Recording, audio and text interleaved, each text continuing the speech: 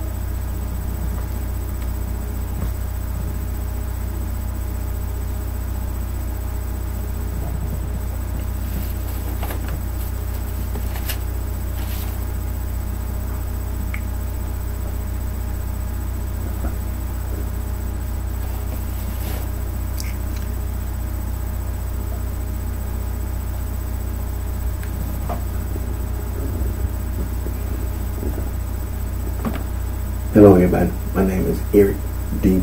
Johnson, also on BrightShine, right here in the city of Memphis, in the county ship, in the state of Tennessee. Today's date is early Monday morning, November 26, 2018. The time 3:37 a.m. First, say thank you to all my fans, my support for your continued encouragement and support.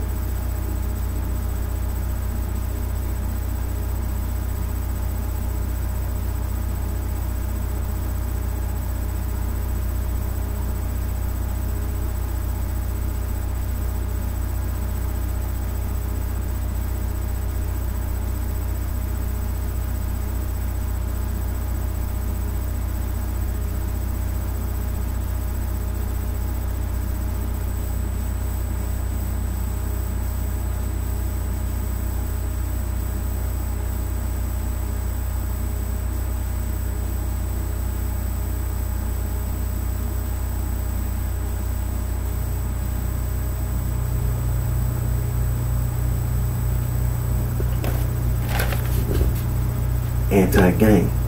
Anti-gang.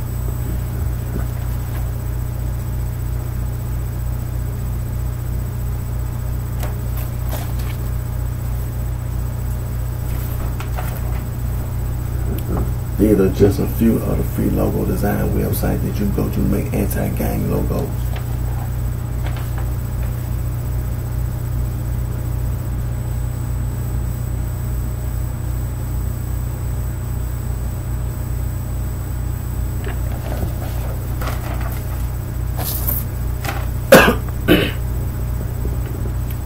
First, want to give thanks to God for all the blessings and the guidance that He provides us all with.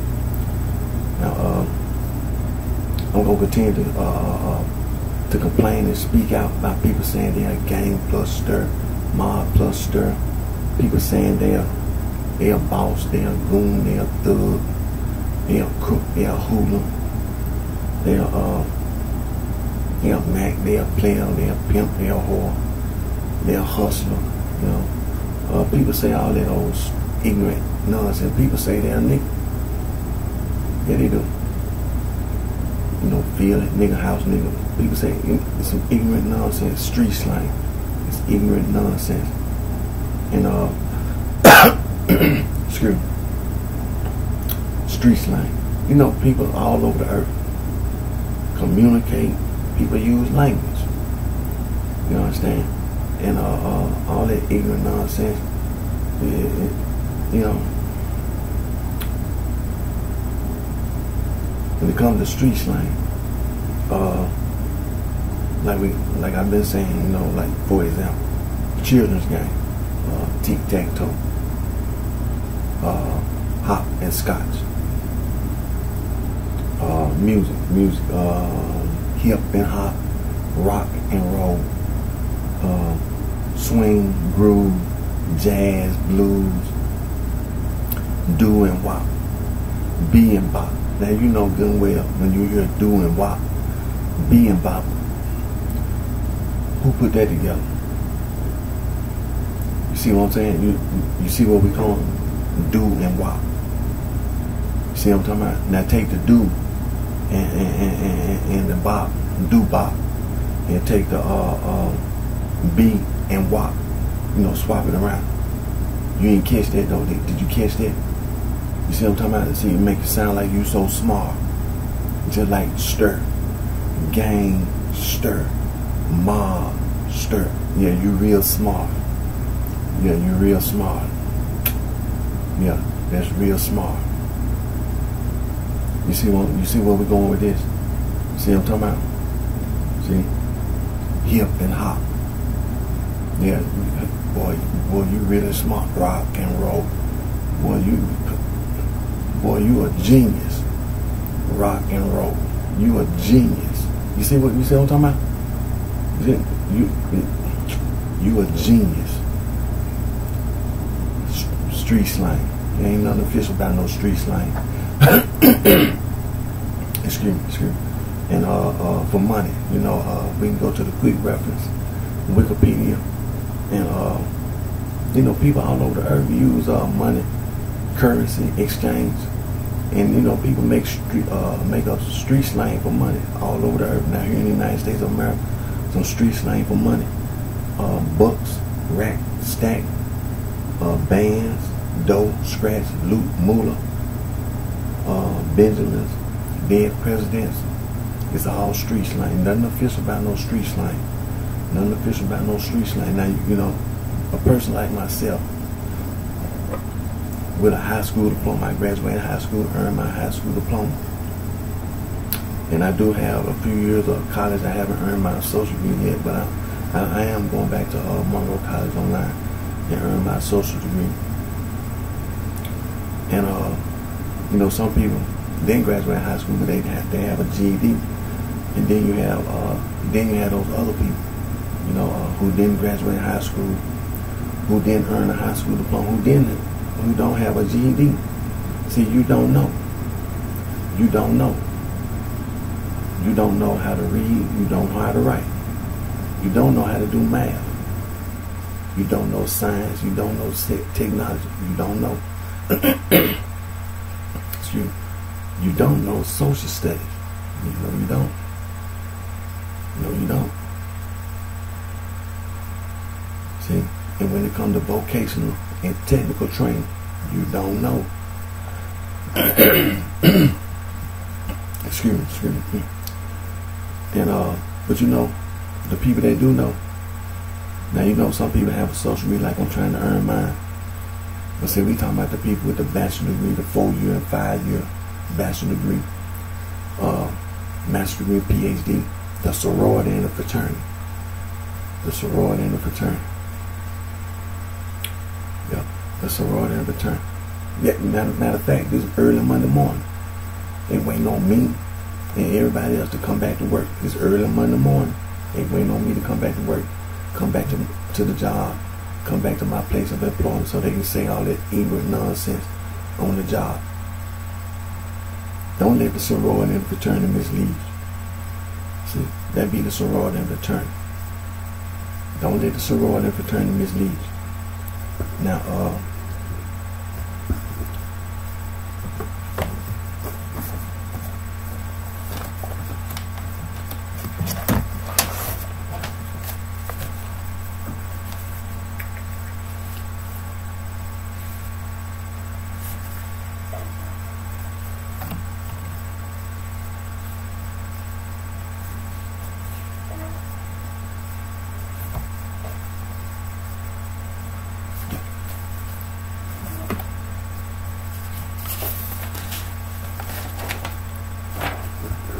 Now what we have here, this is the International Bill of Human Rights.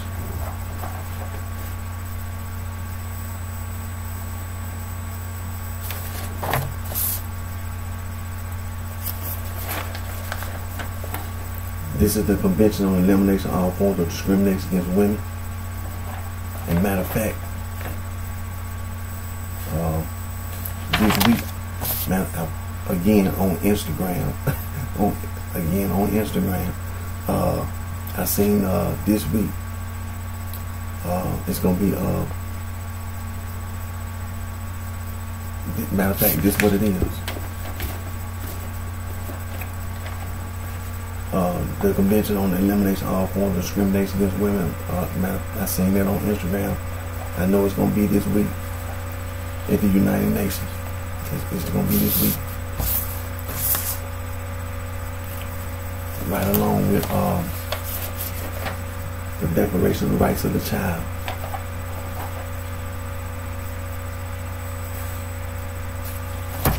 Was it at the United Nations, the World's Children's Day at the United Nations. That's this week. This is the United Nations Convention on the Rights of the Child.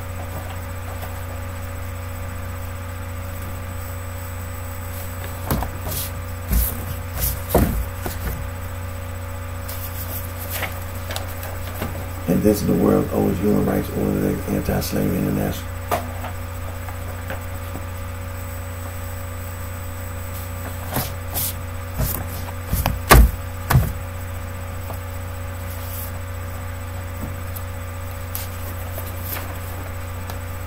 And this is the International Federation for Human Rights.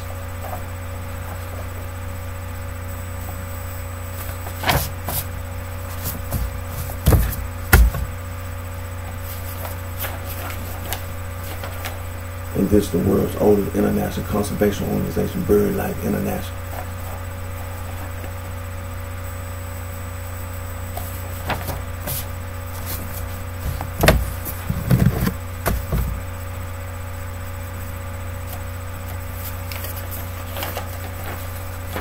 And this is Fauna and Flora International, was the world's first international wildlife conservation organization.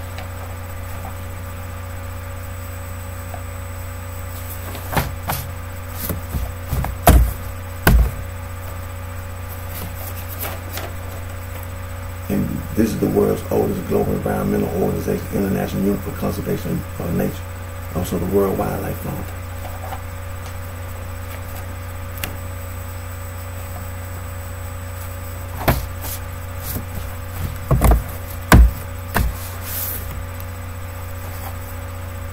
Now, like those organizations, there's some other organizations, for example, Amnesty International, Human Rights Watch, Global Rights Frontline Defender, Human Rights Without Frontier, International Service for Human Rights,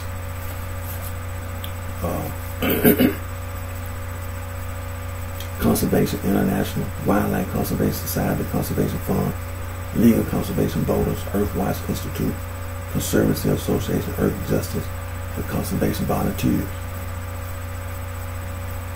Wildlife Conservation Network, Endangered Wildlife Trust, Biodiversity and Nature Conservancy Association, Rare Species Conservation Center, Wildlife Research and Conservation Trust, Rainforest Trust, International Rainforest Conservation Organization,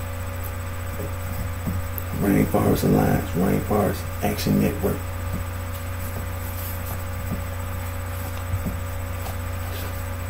Biodiversity International, Earth Day Network, Environmental Defense Fund, Friends of the Earth, Friends of Nature, Greenpeace, the Nature Conservancy, Wildlife Conservation Society, Soil and Water Conservation, Clean Water Action, World Water Council, Marine Conservation Institute, Marine Conservation Alliance, Oceanic Preservation Society, Oceanic Society, the Global Ocean Commission, International Marine Life Alliance. And there are many, many other organizations that I didn't mention that do beautiful work, just like these organizations we just mentioned. I mean, a lot of these organizations were started, outside the United States of America, and then they, have a branch here in the United States of America, the sorority and the fraternity. They try to undermine, they try to undermine the United States government. Yes, they do. Yes, they do. Don't try to deny it, like I've been saying along Don't try to defend people in the past. All the people in the past. Don't try to defend people in the past. Because there's a lot of people who didn't want nobody to know what they were doing, the wrong, that they, they organized crime. They didn't want people to find out, about the wrong they were doing, that they was involved in. And then they'll sit up in other people's face and not even know they was involved in slavery and, you know what I'm talking about, being involved in, all kind of devil worship and, all that kind of stuff. They'll hide the wrong they're doing. And then, in private, and try to cover it up. Then you end up getting exposed. But there's a lot of organizations around the world that do beautiful work. But then you have the sorority and the fraternity here in the United States of America, and they try to undermine the U.S. government. They try to undermine, organizations around the world. They try to do beautiful work. They try to make this world, a beautiful place to live for all of humanity to exist, for all God's creatures, to exist the way God wanted us all to be here, because it was God who put us all here together. Human beings and all the things that God created. We were all created by God. And just like we've been talking about the businesses, the companies, the corporations. A lot of businesses that come to corporations were not started here in the United States of America. They were started outside of America. You see what I'm talking about? You see the point we're making? All businesses are not here, are not headquartered in America, were not started in America. You understand? Not headquartered in America. Don't have no affiliation with the United States of America. Period. In any shape, form, fashion. See, this is how the sorority fraternity got exposed by a lot of people outside of the United States of America. See, they know who it is. It's the sorority and the fraternity. See, when you go out and apply for jobs and people hire you to work for them, see, people know that the sorority and fraternity be on these college campuses, and they do all that hazing, and they commit all these crimes on the campus, off the campus. They use and abuse alcohol and drugs. People all around the world know these things. See, they know these things are being done by the sorority and fraternity. Don't let the sorority and the fraternity mislead you. Whatever you do, don't let the sorority and fraternity mislead you. All that pollution, all that ground pollution, water pollution, air pollution, noise pollution. Do a background check. Do a background check.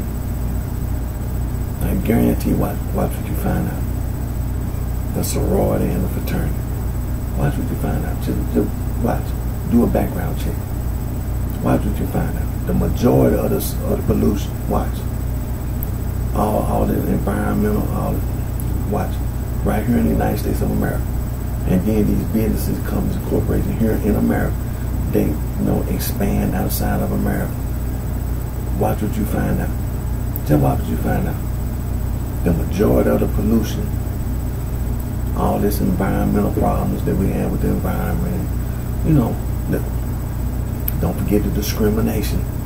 Don't forget discrimination and the harassment. Don't forget the harassment. Watch what you find out. Do a background check. Watch. It's going to be this big pile of evidence. It's going to be this big pile of evidence. And you're going to see sorority, fraternity. Just like we here in the United States, we were talking about, we continue to the gang stuff, the blood gang and the Crip gang, and out there in Los Angeles, California, and around America, up there in Chicago, Illinois, the folk gang and the My People gang. All that stuff started years ago. The organized crime, all that Al Capone and some of them Irish gangs, and all that stuff was. And the FBI was fighting with trying to stop all that organized crime stuff. See, that's where a lot of that stuff came from. Organized crime. People came from other countries, came to this country. And matter of fact,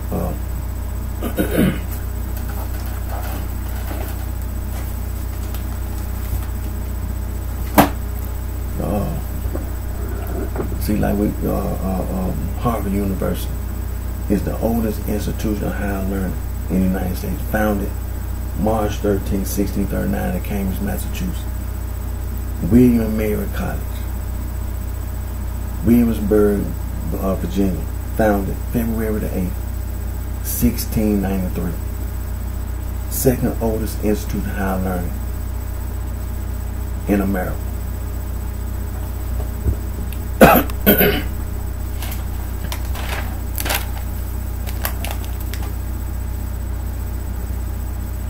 Now, Phi Beta Kappa Society, founded December the 5th, 1776.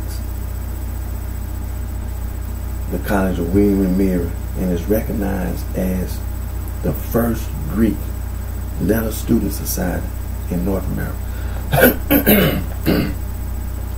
Excuse me.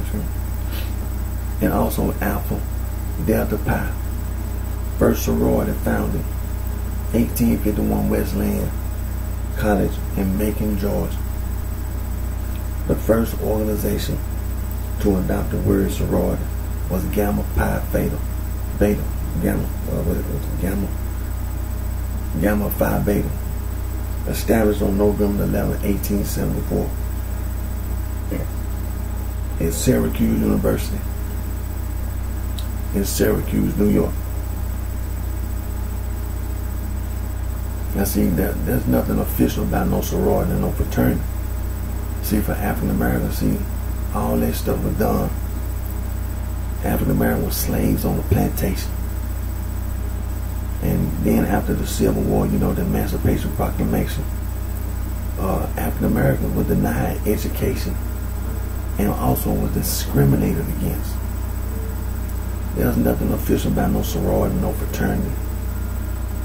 And to be honest with you, you shouldn't even have anything to do with it for that very reason.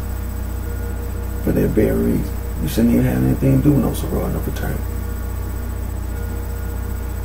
You shouldn't have anything to do with it.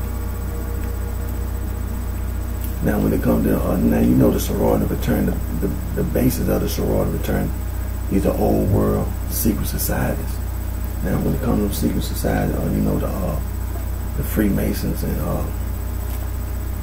the Freemasons be talking about Euclid, the mathematician. He lived over there in Alexandria, Egypt, and mentioned in the Hollowell manuscript or the Regis poem, and in the Cook manuscript, and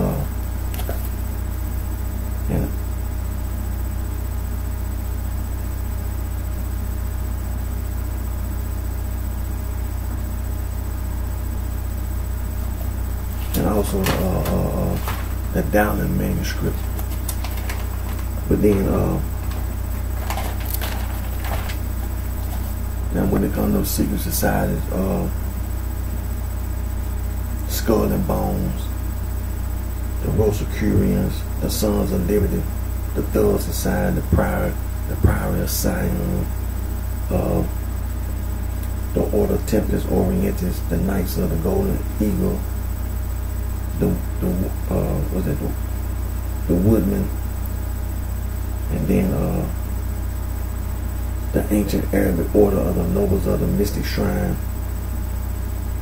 the Improved Order of Redmond, the Pio Sisterhood, Freemasonry, the Loyal Order of Moose, the Bilderberg Group, the Ku Klux Klan, the Knights of Pythias, Knights of Columbus, the Illuminati, the Forrester Society, the Hermetic Order of the Golden Dawn, the Mystic Order of Veiled Prophets of the Enchanted Realm, the United Order of the Golden Cross, the United Ancient Order of Druids, the National Grange, and the Ancient Order of Hermanans.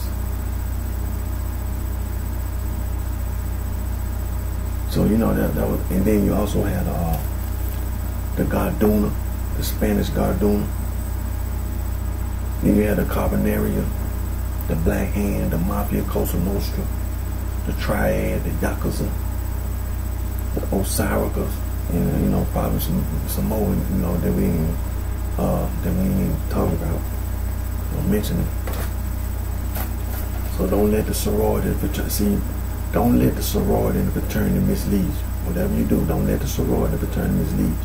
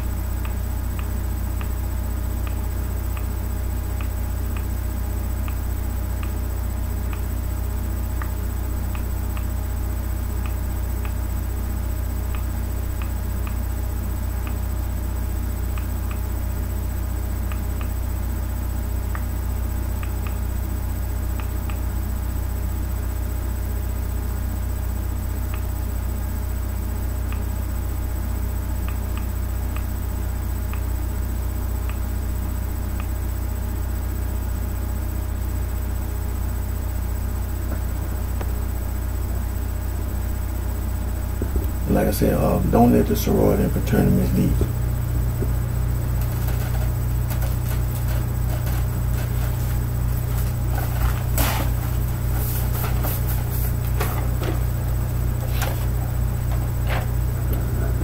And these are just a few of the free logo design websites you go to make anti-gang logos.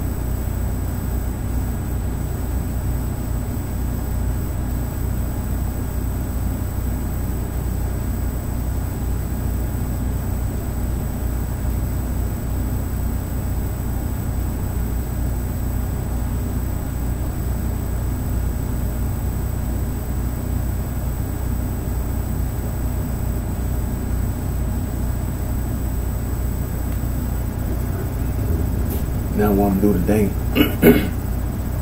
Do my Facebook Live.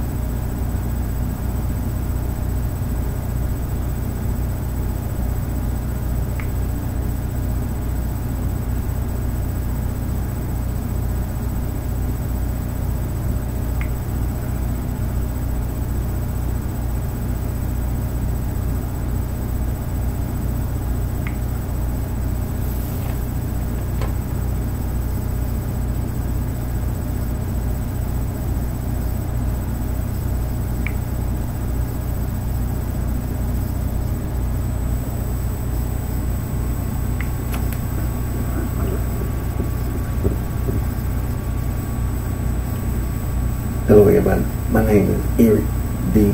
Johnson. I'm also on BrightShine right here in the city of Memphis and the county sheriff. It's in today, early Monday morning, November 26, 2018, the time 4:06 a.m. First thing, thank all my family by support for your continued encouragement and support.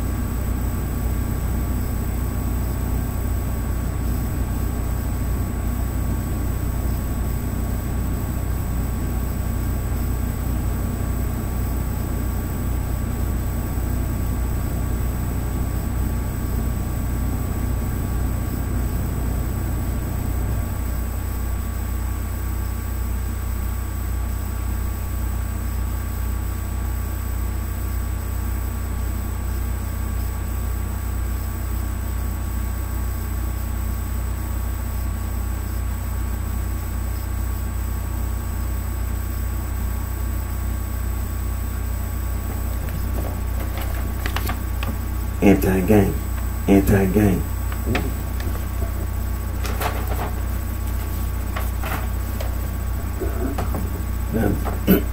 Now these are just a few of the free logo design websites that you can go to make anti-gang logos.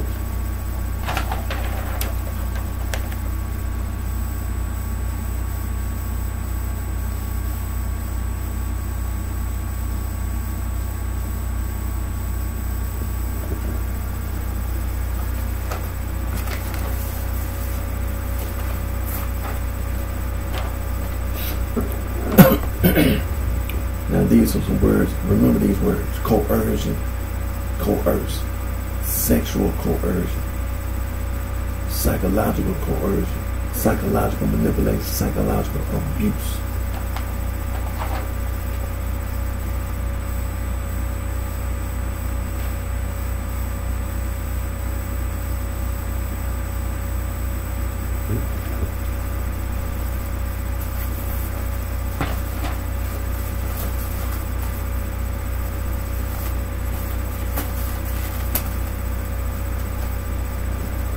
Now I'm going to continue to complain. I'm going to continue to speak out. I'm going to continue to speak out. People saying they're gang plus stir. People saying they're mob plus stir. You know, people saying they're boss, they're goon, they're thug. People saying they're crook, they're hooligan. People saying they're Mac, they're player. You know, people saying they're pimp, they're whore. You know, people even say they're a nigga. Feel nigga, house nigga. That, you know, people say that stuff, man. They say they're hustling and all that. You know, it's some ignorant nonsense. Street slang. Nothing official about no street slang. Nothing official about no street slang. People all over the earth communicate, use language. You understand? And when it comes to street slang, you know, a children's game, tic-tac-toe. Nothing official about no street slang. Another children's game, hop and scotch. When it comes to music, for example, hip and hop, rock and roll, swing, groove, jazz, blues, do and wop, be and bop. Now, think about it. Think about it. You must think you're a genius. Do and wop, be and bop. Switch it around. Take do and bop, do bop.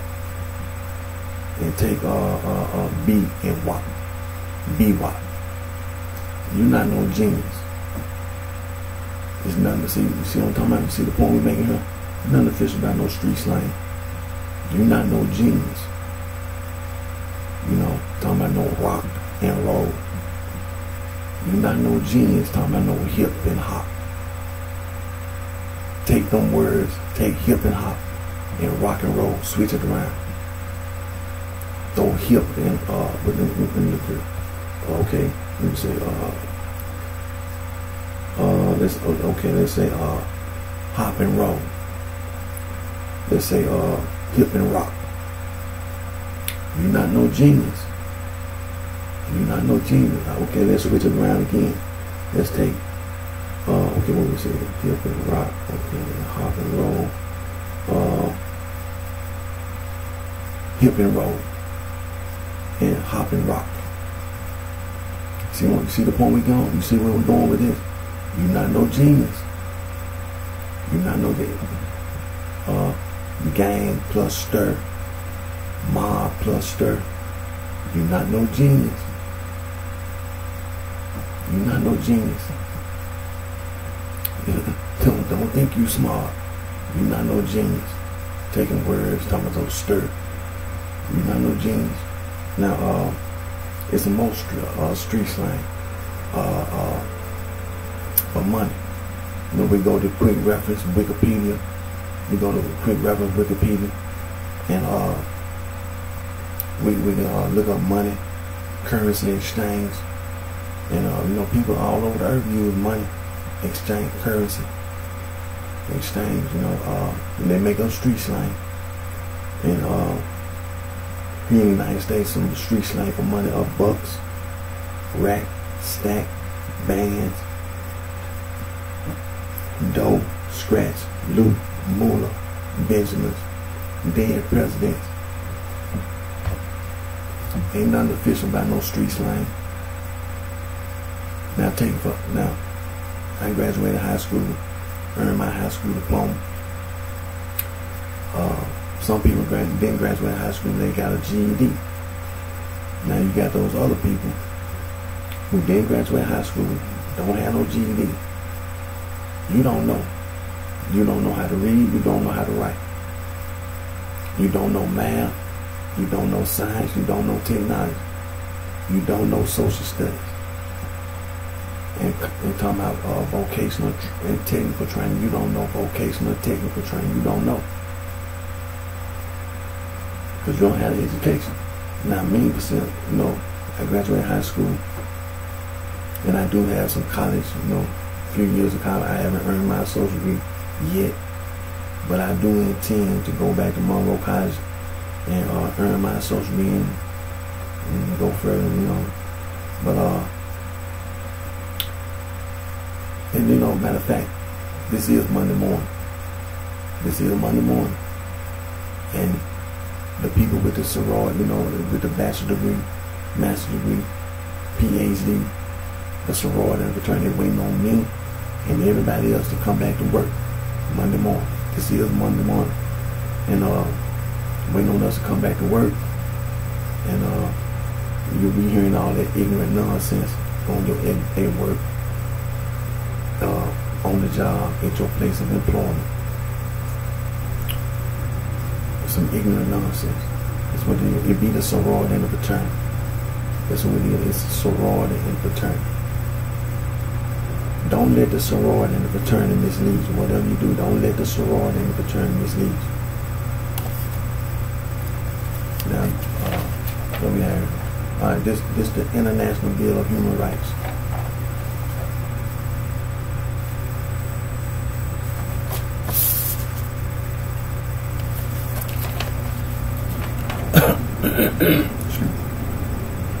And this is the Convention on Elimination of All Forms of Discrimination Against Women.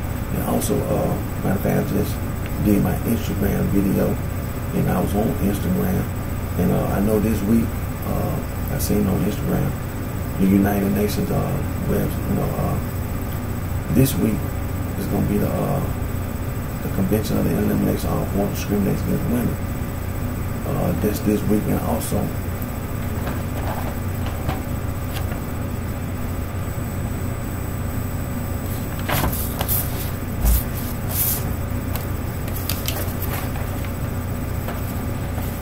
The Declaration of the Rights of the Child.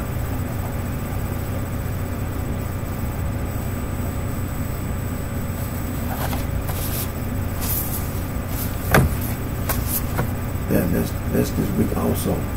That's this week also. World Children's Day. The United Nations World Children's Day. That's this week also. And this is the United Nations Convention on the Rights of the Child.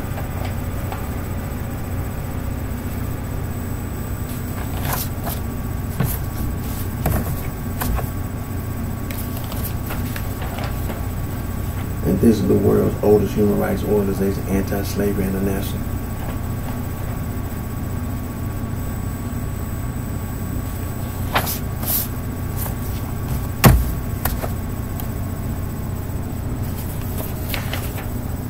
This is the International Federation for Human Rights.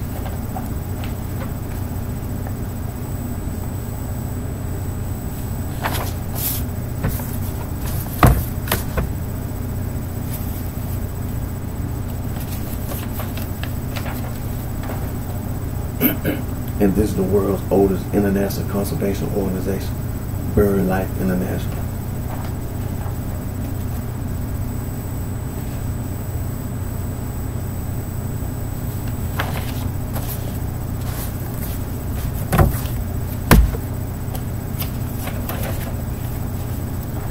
And this is Fauna and Flora International, was the world's first international wildlife conservation organization.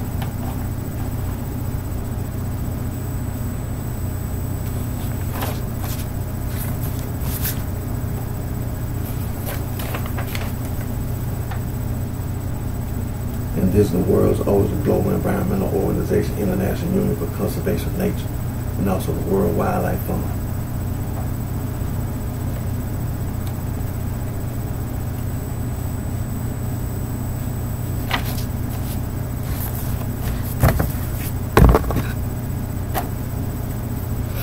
Now, just like those organizations we just mentioned, there's some other organizations, such as Amnesty International, Human Rights Watch, Global Rights, Frontline Defenders,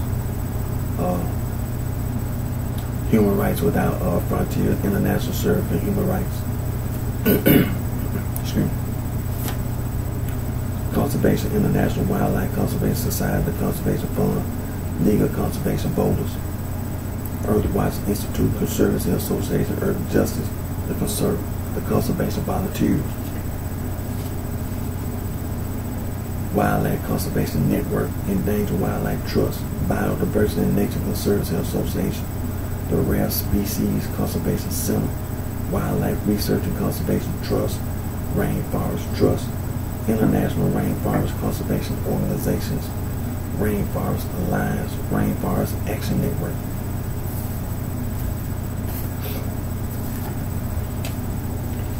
Biodiversity International, Earth Day Network, Environmental Defense Fund, Friends of the Earth, Friends of Nature, Greenpeace, the Nature Conservancy, Wildlife Conservation Society, Soil and Water Conservation, Clean Water Action, World Water Council, Marine Conservation Institute, Marine Conservation Alliance, Oceanic Preservation Society, Oceanic Society, Global Ocean Commission, the International Marine Life Alliance.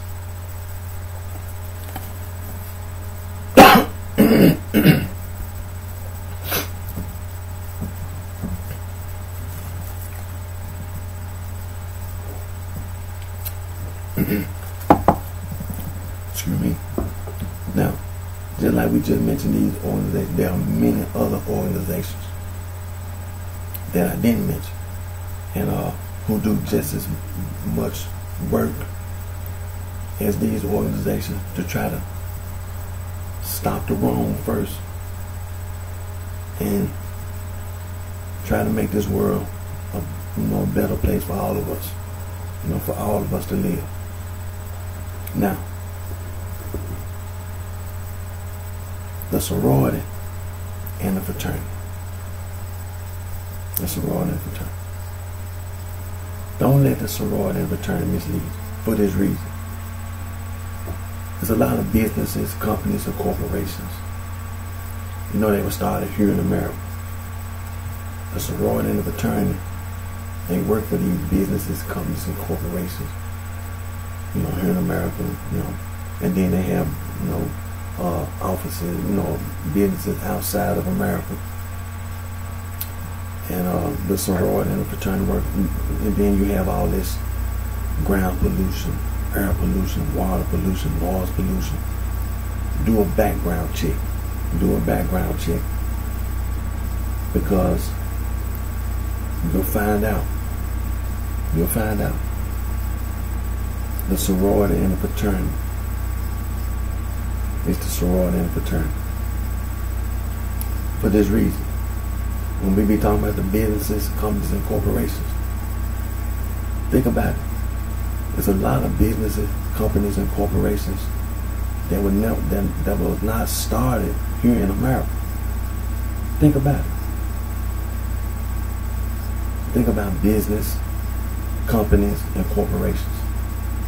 They are not headquartered here in America. They were not started in America. They were not even started by Americans. You see the point we're making here? You see the point now? See, this is how you know that there's something different. You understand? Something different. When you see people in other countries, businesses, companies, and corporations, and then you see the sorority and the fraternity, then you start noticing, just like these organizations we just mentioned, as well as other organizations. Excuse me. For example, the United Nations, for example. Think about it. And all the regional organizations. Think about it. Think about the United Nations, the UNICEF,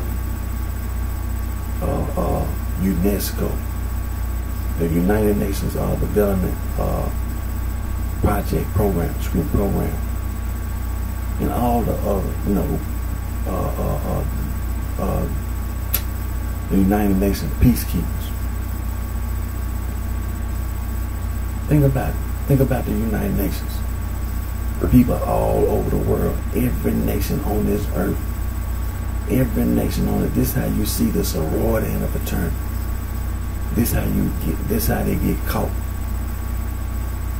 See, you see UNICEF, for example. Then you see UNICEF USA. You see now? Do you see the difference? See, this is how you know that something is wrong. Something is wrong. Something is definitely wrong with this picture.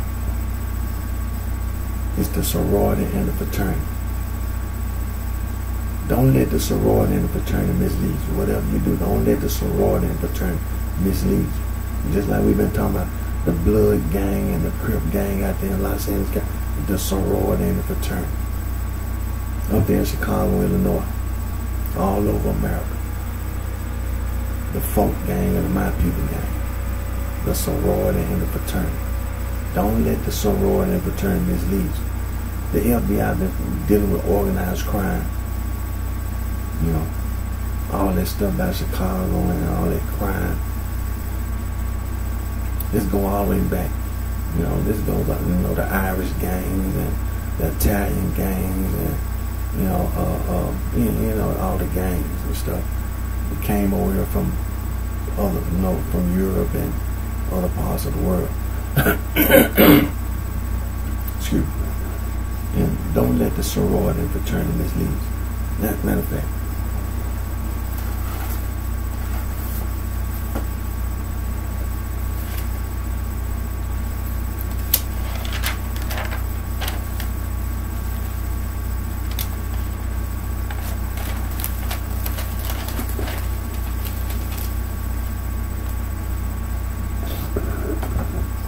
Now, Harvard University is the oldest institute of higher learning in the United States, founded March 13, 1639 in Cambridge, Massachusetts. William and Mary College in Williamsburg, Virginia, founded February 8, 1693. It is the second oldest institution of higher learning here in the United States of America.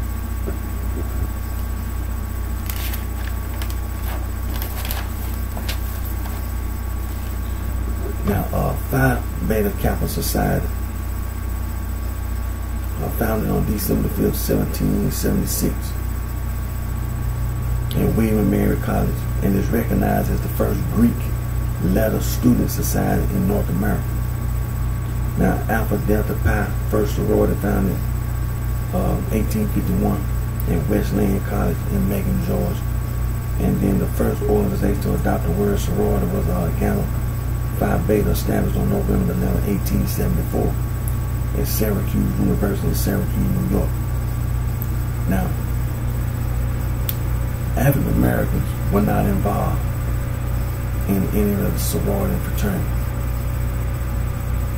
First of all, African Americans were slaves on a plantation. And secondly, after the Civil War, the Emancipation Proclamation, African Americans were denied education and were being discriminated against. The sorority and fraternity should not even mean anything to any African American. There's nothing official about no sorority and fraternity, first of all. And it's being an African American, sorority and fraternity shouldn't even mean anything to any African American. It shouldn't mean anything to you. Now, the basis of the sorority fraternity is the old secret societies. The Freemasonry.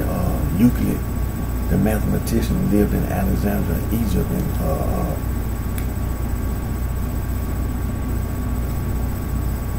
and then the Regis poem and all this stuff about the Hollowell manuscript and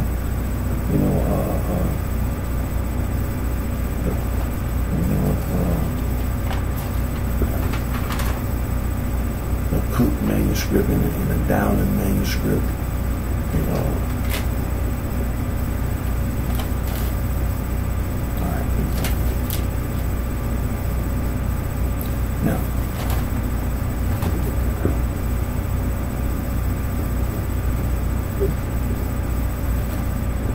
Now, some of these secret societies, like Skull and Bones, the Rosicrucians, the Sons of Liberty, the Thug Society, the Bride of Sion, the Order of Templates Orientis, Knights of the Golden Eagle,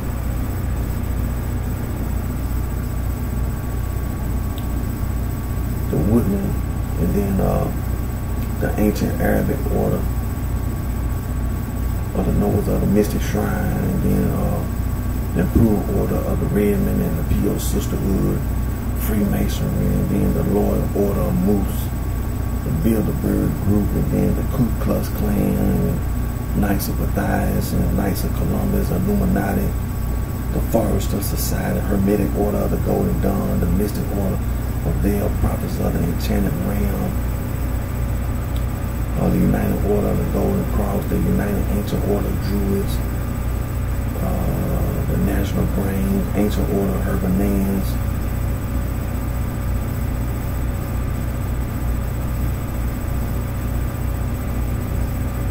and so, and then there's a possibility some more. But don't let don't let the sorority and fraternities lead. Don't let the sorority and fraternities lead. And then also the Spanish Garduna, the Carbonaria, the Black Hand, the Mafia Cosa Nostra, the Triad, Yakuza, the Osirica. Don't let the sorority and fraternities lead you.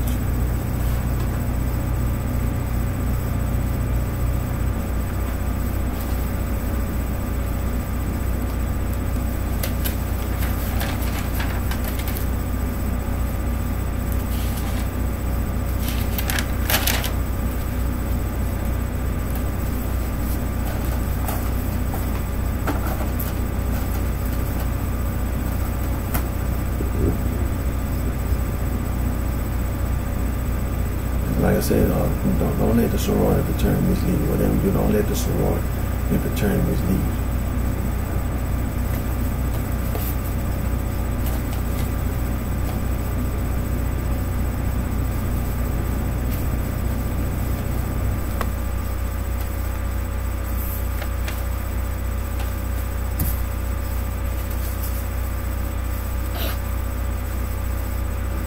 Now, it was my intent today, like yesterday, I was intending on doing my video, starting my video a little bit earlier than I did today, but I wasn't able to, yesterday afternoon, I wasn't able to go to sleep like I did Saturday afternoon. That what made it possible for me to start my video at like 12:30, 1 o'clock in the morning, and then go all the way to 6:30 like I did Sunday morning. That was like 6 hours. But that was my intent. See, I had already intended on doing my video for that period, for that time, and I was intending on doing the same thing today. But like I said, I was doing some things that I had to get done, and it took a little bit longer than what I expected, and then so I wasn't able to get the rest that I was. So then late Sunday night, I was like, well, I don't want to try to do the same thing. The best thing to do, give me at least about 2 hours of sleep. So that's what I did. Got me about 2 hours of sleep, and then start my video. Because if I had to try to stay up, I've been all kind of sleepy, but I'm still doing my video, so we're gonna get our reading in. But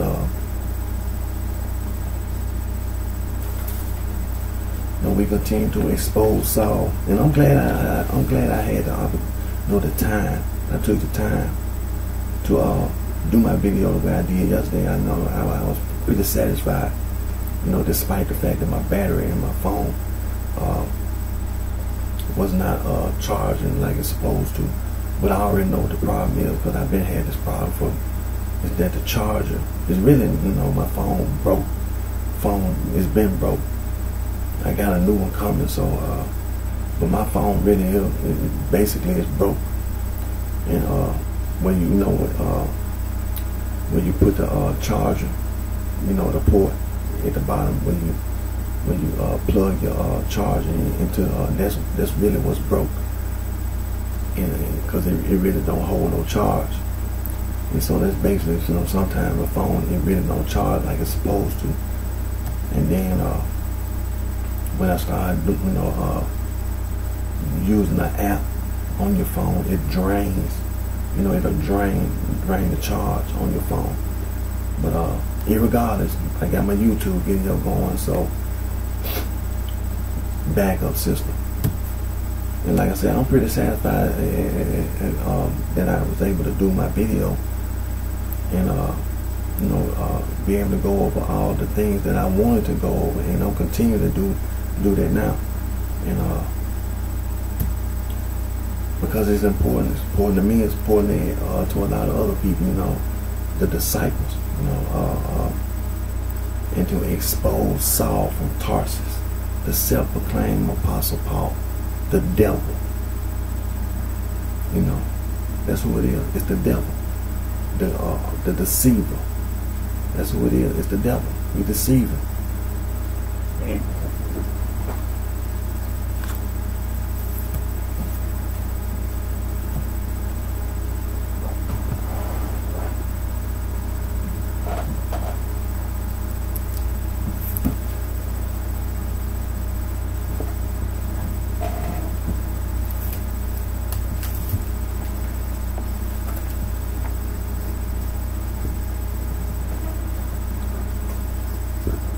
Now,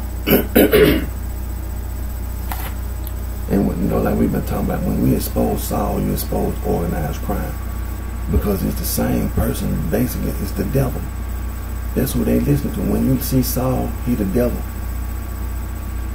And when we talk about the Perizzites, the Hittite, the Hivite, we talk the Girgasite, the Jebusite, the Canaanite, and the Amorite. They worshiping the devil.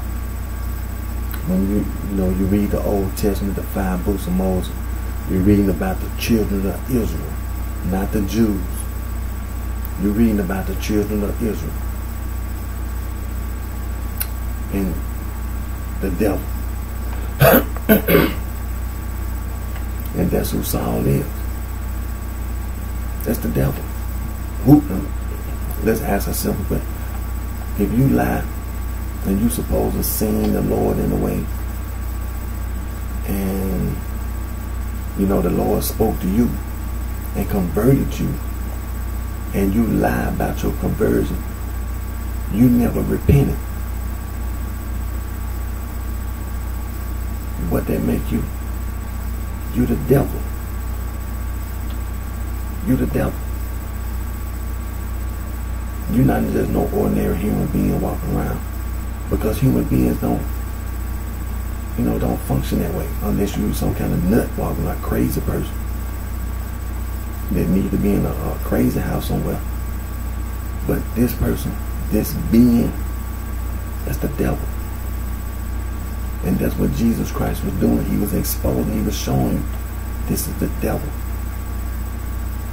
And when he was over there in Tarsus, we're getting there. But when he was over there in Tarsus, he the devil.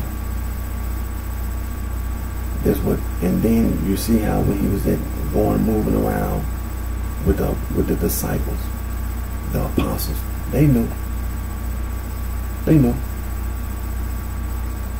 But see, when he be going around, see, he tried to deceive you, because that's what he is. He the deceiver. But when you can't when you can't disguise your deceivingness, when you can't disguise, your evil, you get exposed. That's what happened when he was over there, when he got sent to Tarsus. See, the apostles, they knew it's the devil.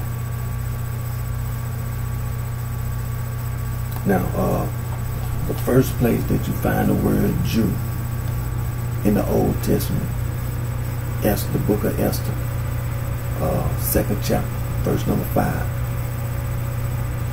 Then Jew is singular. And when you the first place you find the word Jews, plural, more than one. That's in the Old Testament, 2 Kings, chapter 16, verse number 6. Now we're reading about the children of Israel, not the Jews. Numbers chapter 25, Israel's harlotry in Moab. Deuteronomy chapter 7, a chosen people. Deuteronomy chapter 13, the dream of dreams. Judges chapter 2 and 3. Israel chapter 9, in the title that intermarriage with pagans, emphasized verse number 12. We're reading about the children of Israel, not the Jews.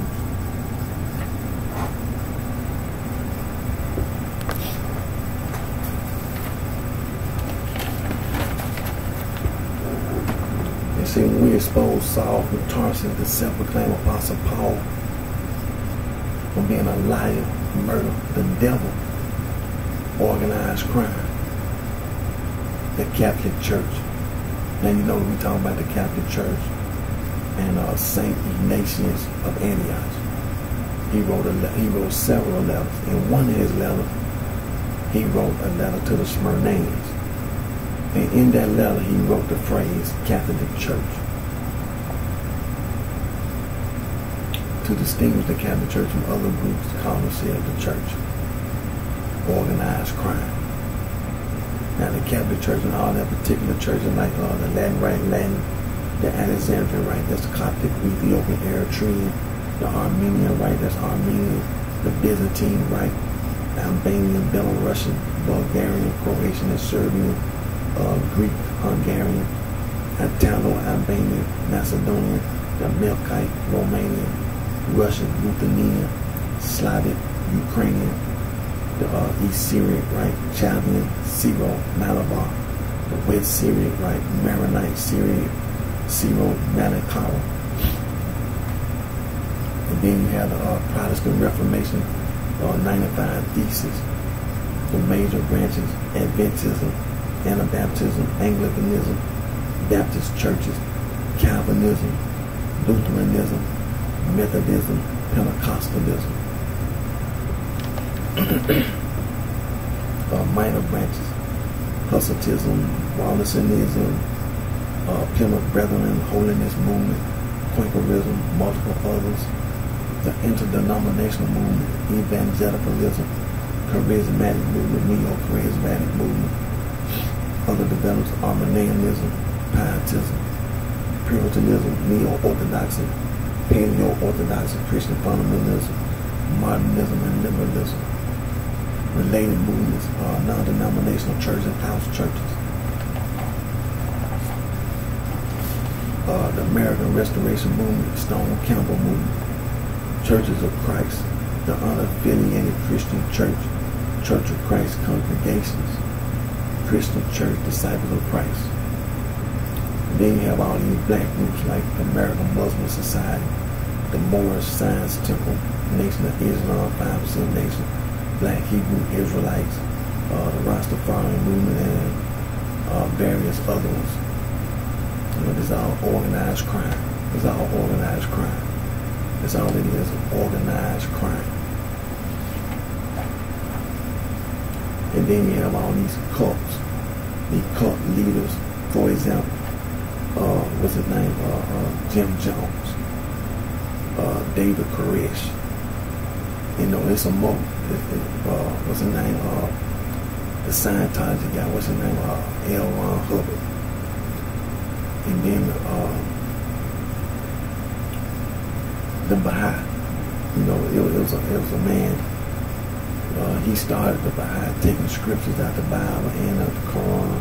Started the Baha'i movement. The Sikhs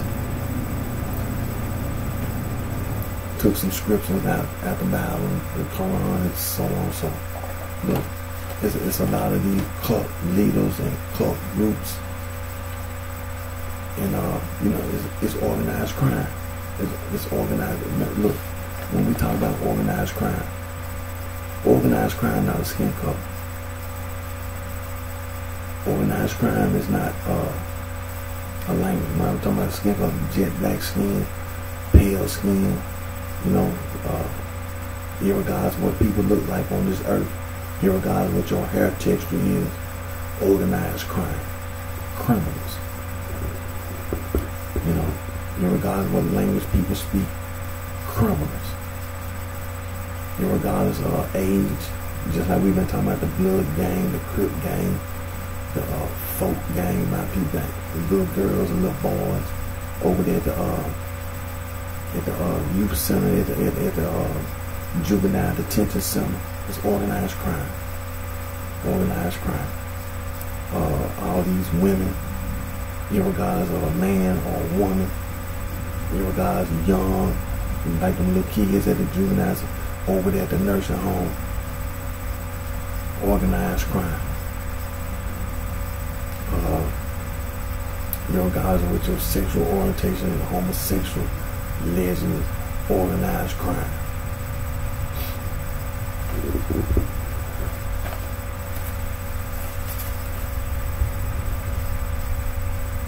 Now we're gonna get to our reading, and you see, when we suppose Saul, that's why all these man-made religious organizations, see, they be reading those epistles that Saul wrote, and it's all lies. He's the devil. Saul is the devil. Now, one of those scriptures that those man-made religious organizations use, calling himself an apostle. Romans chapter 16, verse 16, salute one another with the Holy Ghost. The church, with the suffix E, churches of Christ salute you.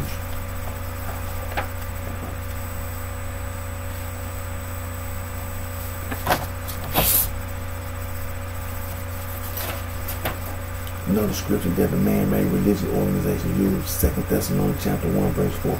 So that we ourselves glory you in the church, with the suffix E, churches of God, for your patient faith and all the persecution tribulation that ye endure.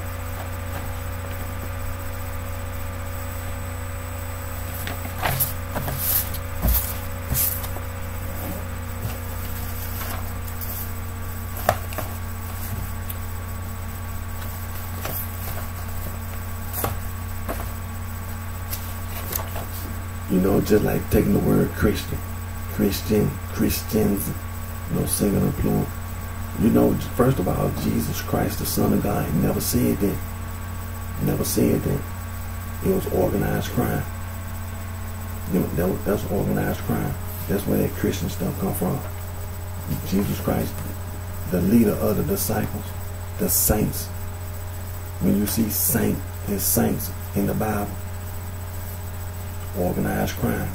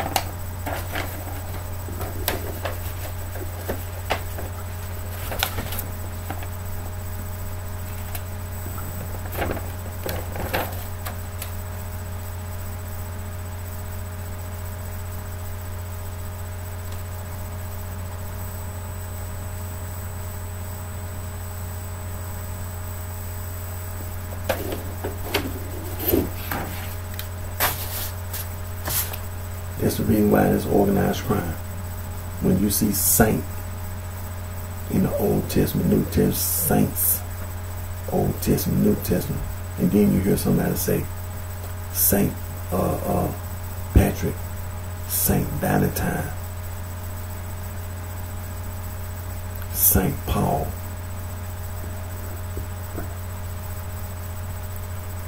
Then you have the expression on your face, be like, man, I'm ignoring you. I'm ignoring you.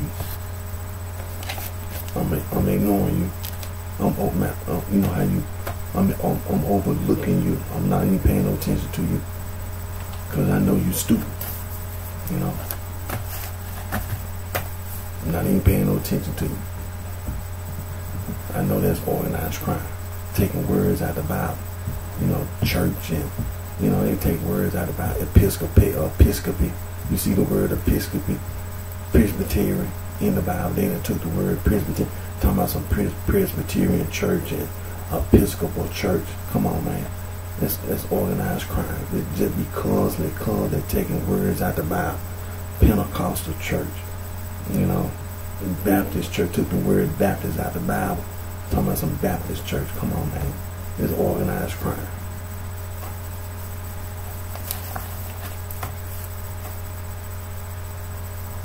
Let's get the Bible. Now, we know there's only one church. There's only one church. There's only one church. Jesus Christ, the Son of God, established only one church.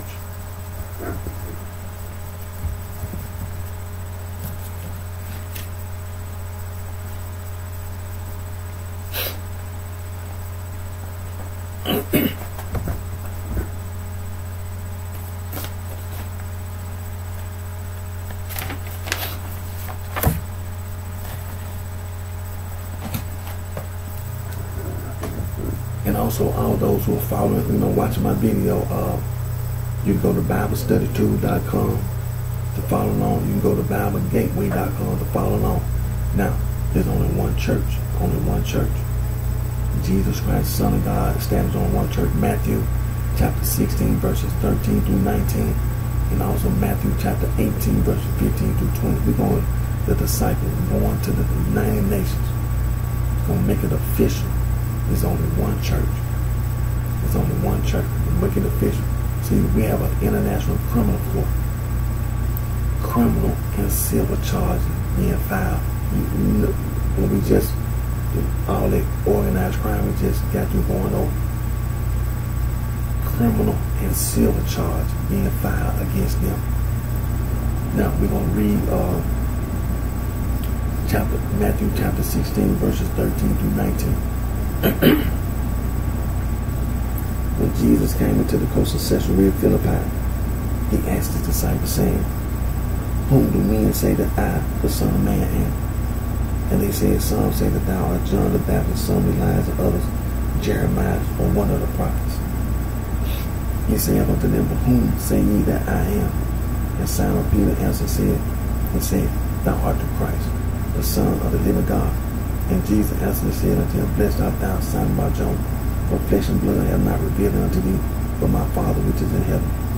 And I say also unto thee, that thou art Peter, and upon this rock I will build my church, and the gates of hell shall not prevail against it.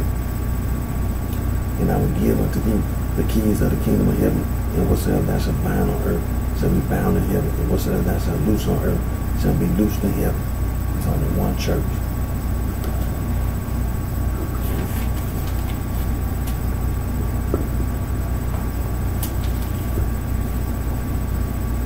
We're going to turn to Matthew chapter 18. We're going to read verses 15 through 20.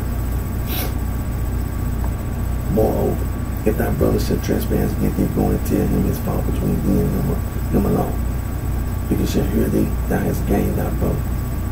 But if he will not hear thee, then take with thee one or two more, that in the mouth of two or three witnesses every word may be established.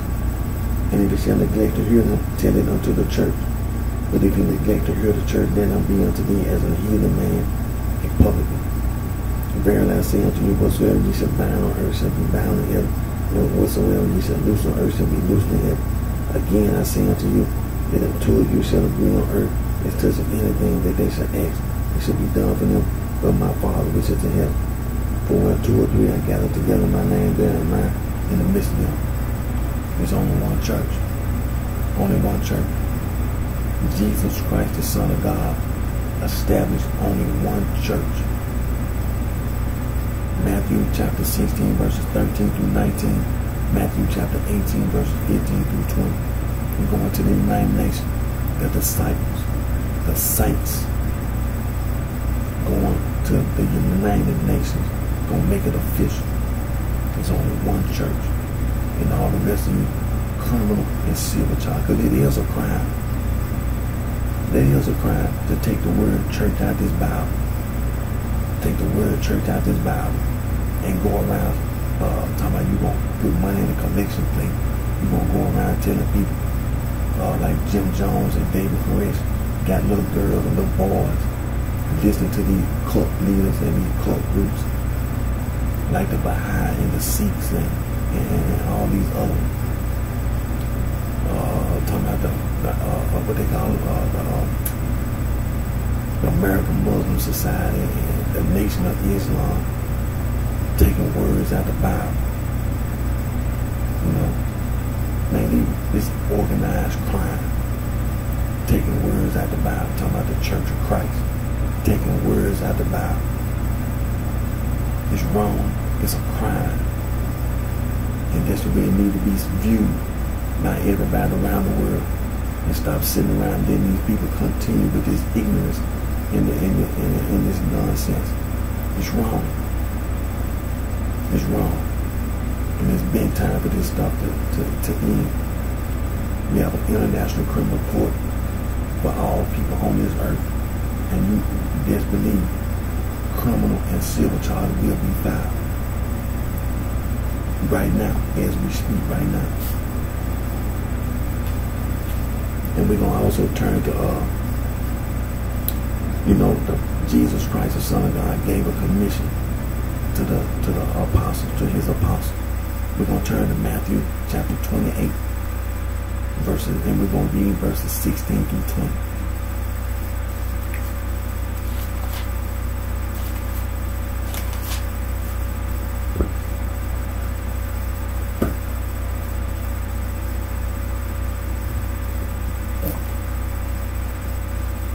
Matthew chapter 18, verses 16 through 20, and it reads, Then the 11 disciples went away into Galilee to a mountain where Jesus had appointed them. And when they saw him, they worshipped him, but some doubted. And Jesus came and spake unto them, saying, All power is given unto me in heaven and in earth. Go ye therefore and teach all nations, baptizing them in the name of the Father, and of the Son, and of the Holy Ghost, teaching them to observe all things whatsoever I have commanded you, and lo, I am with you always, even unto the end of the world. Amen. And also Mark chapter 16, verses 14 through 20. Luke chapter 24, verses 44 through 49. And also John chapter 21. And Jesus Christ, the Son of God, gave his apostles a commission. Now, there are only 12 apostles. Saul from Tarsus, the self-proclaimed apostle Paul, he lied, claiming that he was an apostle, calling himself an apostle. In those epistles that he wrote, he called himself an apostle. He was lying. He is not no apostle. He is not no apostle. He lied. Now let's turn to the book of Acts, chapter 1.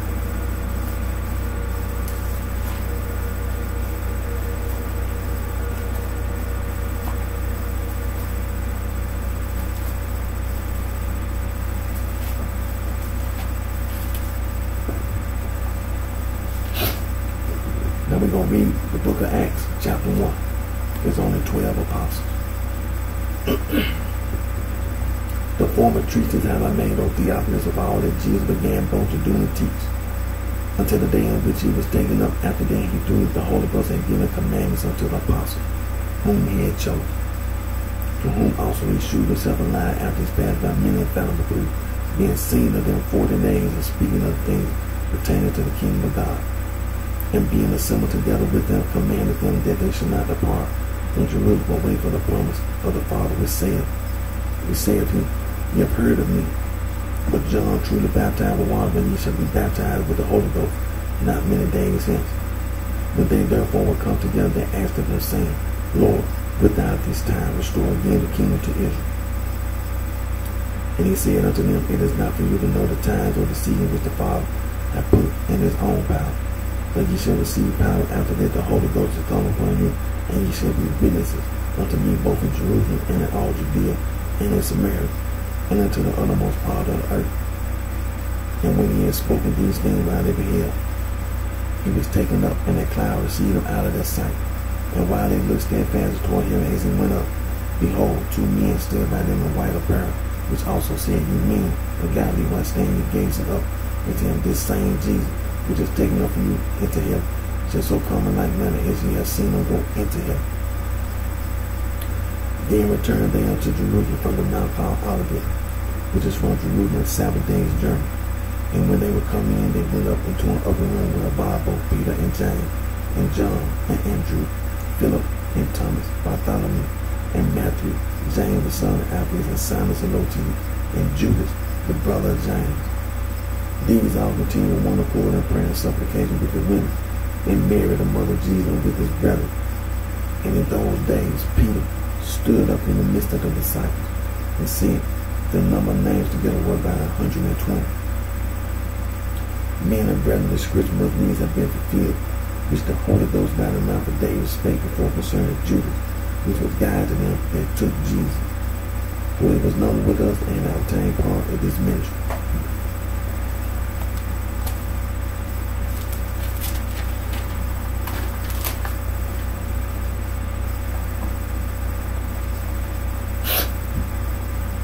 Now this man personally filled with the reward of iniquity, and falling headlong, he burst asunder in the midst of all his bowels gushed out. And it was known unto all the dwellers in Jerusalem, so much that their field is called in their proper tongue a settlement, that is to say, the field of blood. For it is written in the book of Psalms, let his habitation be desolate, let no man dwell in, and his bishopric let another take. Wherefore these men which have company with us all the time, that the Lord Jesus went in and out among us, beginning from the baptism of John, until that same day that he was taken up from us, must one be ordained to be a witness with us of his resurrection. And they appointed two, Joseph called Barsabas, who was surnamed Justus, and Matthias. And they prayed and said, Thou Lord, which knoweth the hearts of all men, shew whether these two thou hast chosen, that he may take part of this ministry and apostleship from which Judas by transgression fell, that he might go to his own place. And they gave forth their lots, and the lot fell upon Matthias. And he was numbered with 11 apostles. There's only 12 apostles. Only 12.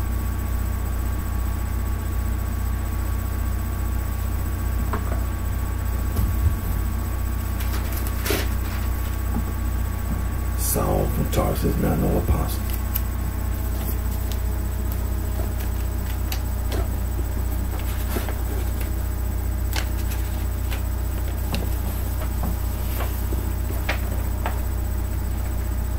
Now this is the second epistle of Peter, of the Apostle Peter, chapter 3, verse 2. That ye may be mindful of the words which were spoken before by the holy prophets, and of the commandment of us, the apostles of the Lord and Savior.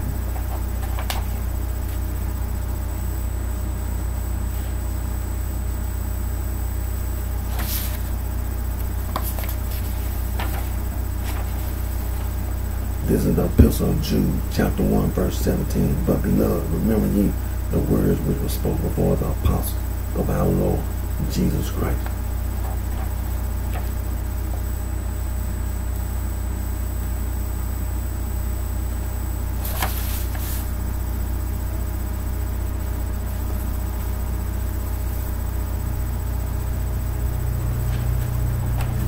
Now I'm going to turn over to the book of Revelation, chapter 1.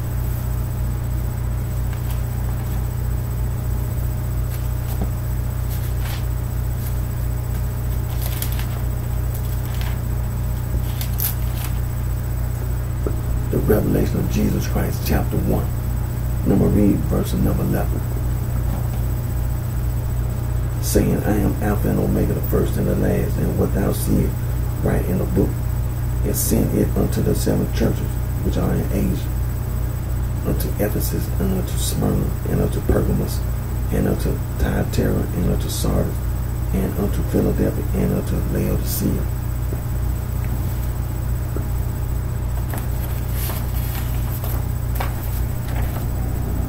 And this is the revelation of Jesus Christ, chapter 2, verse 2. I know thy works, and thy labor, and thy patience, and how thou canst not bear them which are evil, and thou hast tried them which say they are apostles, and are not, and hast found them liars.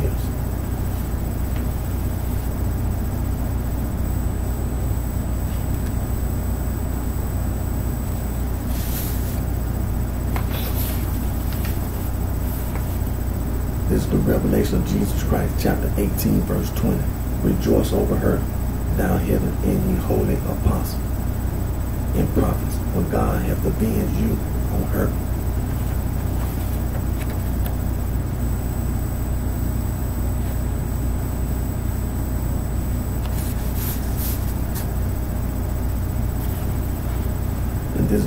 resurrection of Jesus Christ, chapter 21, verse 14. And the wall of the city had 12 foundations, and in them the names of the 12 apostles of the Lamb.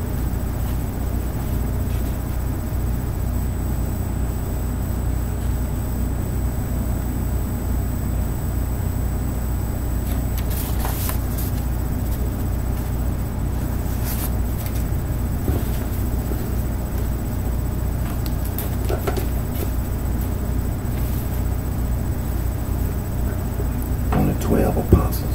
Only 12 apostles.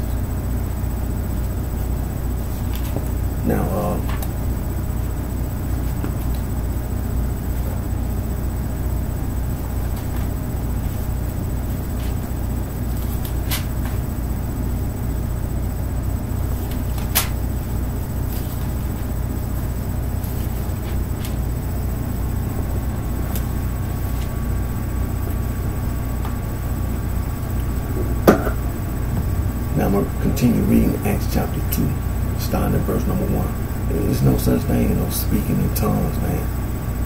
That's some made up junk. That's some made up junk. There's no such thing making them stupid noises out your mouth. There's no such thing, no speaking in tongues. I'm in Acts chapter 2. I'm going to start reading at verse number 1, and I'm going to continue reading. And when the day of Pentecost was fully come, they were all with one accord in one place. And suddenly there came a sound from heaven as of a rushing mighty wind, and it filled all the house where they were sitting. And there appeared unto them cloven tongues like as of fire, and it sat upon each of them. And they were all filled with the Holy Ghost and began to speak with other tongues, and the Spirit gave them utterance. And there were dwelling at Jerusalem Jews, devout men out of every nation under heaven. Now when this was noised abroad, the multitude came together, and were confounded, because that every man heard them speak in his own language. And they were all amazed and marveled, saying one to another, Behold, are not all these which speak Galileans? And how hear we every man in our own tongue, wherein we were born? Parthians and Medes and Elamites, and the dwellers in Mesopotamia and in Judea and Cappadocia and Pontus and Asia, Pergae and Pamphylia and Egypt, and in the parts of Libya about Cyrene, and strangers of Rome, Jews and proselytes, Greeks and Arabians. We do hear them speak in our tongues the wonderful works of God. And they were all amazed and were in doubt, saying one to another, What meaneth this? Others mocking said, These men are full of new wine. But Peter, standing up with the 11, lifted up his voice and said unto them, Ye men of Judea, and all ye that dwell in Jerusalem, be this. I'm going to read the whole chapter. Be it known unto you, and hearken to my words. For these are not drunken, as ye suppose, seeing is but the third hour of the day. But this is that which was spoken by the prophet Joel. And it shall come to pass in the last days, saith God, I will pour out my spirit upon all flesh, and your sons and your daughters shall prophesy. And your young men shall see visions, and your old men shall dream dreams. And on my servants and on my handmaidens I will pour out in those days of my spirit, and they shall prophesy. And I will shoot wonders in heaven above, and signs in the earth beneath, blood and fire and vapor of smoke. The sun shall be turned into darkness, and the moon into blood, before that great and notable day of the Lord come. And it shall come to pass that whosoever shall call on the name of the Lord shall be saved. Ye men of Israel, hear these words, Jesus of Nazareth, a man approved of God among you by miracles and wonders and signs which God gave by him in the midst of you, as ye yourselves also know, him being delivered by the determinate counsel and foreknowledge of God, ye have taken, and by wicked hands are crucified and slain, whom God hath raised up, having loosed the pains of death, because it was not possible that he should be holy of it. For David speaking concerning I foresaw the Lord always before my face, for he is on my right hand, that I should not be moved. Therefore did my heart be rejoiced, and my tongue was glad. Moreover also my flesh shall rest in hope, because thou wilt not leave my soul in hell, neither wilt thou suffer thy Holy One to see corruption. Thou hast made known to me the ways of life. Thou shalt make me full of joy with thy countenance. Men and brethren, let me freely speak unto you of the patriarch David, that he is both dead and buried, and his sepulchre is with us until this day. Therefore, being a prophet, and knowing that God has sworn with the oath to him that of the fruit of his loins, according to the flesh, he will raise up Christ to sit on his throne. He, seeing this before, spake of the resurrection of Christ, that his soul was not left in hell, neither his flesh did see corruption. This Jesus hath God raised up, whereof we are all witnesses. Therefore, being by the right hand of God exalted, and have received of the Father the promise of the Holy Ghost, he said, he hath shed forth this which ye now see here. For David is not ascended into the heavens, but he said himself, the Lord said unto my Lord, sit thou on my right hand, until I make thy foes thy footstool. Therefore let all the house of Israel know surely that God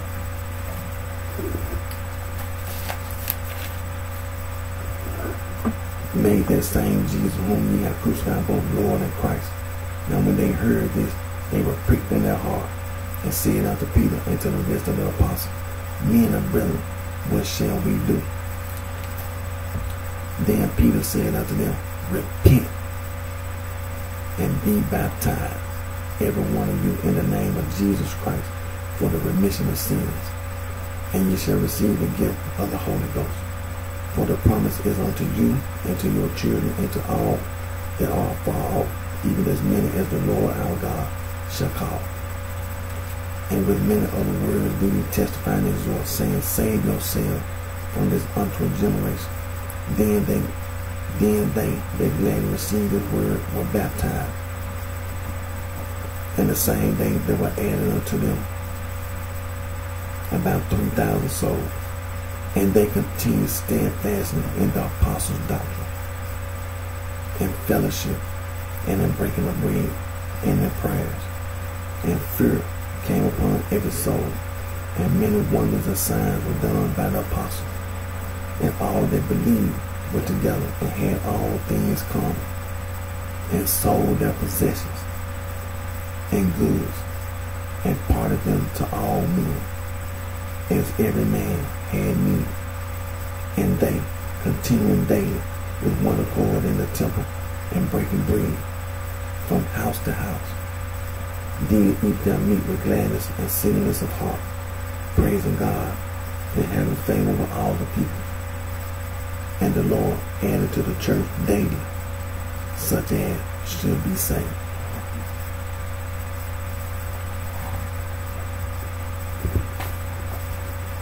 No such thing, no speaking in tongues.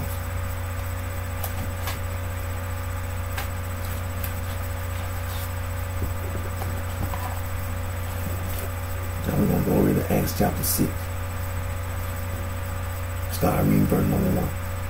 And in those days, when the number of the disciples were multiplied, there arose a murmur of the Grecians against the Hebrews, because their widows were neglecting the daily ministry. Then the 12 called the multitude of the disciples unto them, and said, It is not reason that we should leave the word of God and serve tables. Wherefore, brethren, look ye out among you 7 men of honest report, full of the Holy Ghost and wisdom, whom we may appoint over this business. But when we give ourselves continue to prayer and to the ministry of the word, and the saying pleased the whole multitude, and they chose Stephen, a man full of faith and of the Holy Ghost, and Philip, and Prochorus, and Nicanor, and Timon, and Parmenas, and Nicholas, a proselyte of Antioch, whom they set before the apostles. When they had prayed, they laid their hands on them. And the word of God increased, and the number of the disciples multiplied in Jerusalem greatly. And a great company of Greeks were obedient to the faith. And Stephen, full of faith and power, did great wonders and miracles among the people. Then there arose certain of the synagogue, which is called the synagogue of the Libertines, and Cyrenians, and Alexandrians, and them of Cilicia and of Asia, disputing with Stephen. See, that's where that Christian stuff came from. That's where that Christian stuff came, all these different people and all these different lands. That's where that Christian stuff came from. It was organized crime.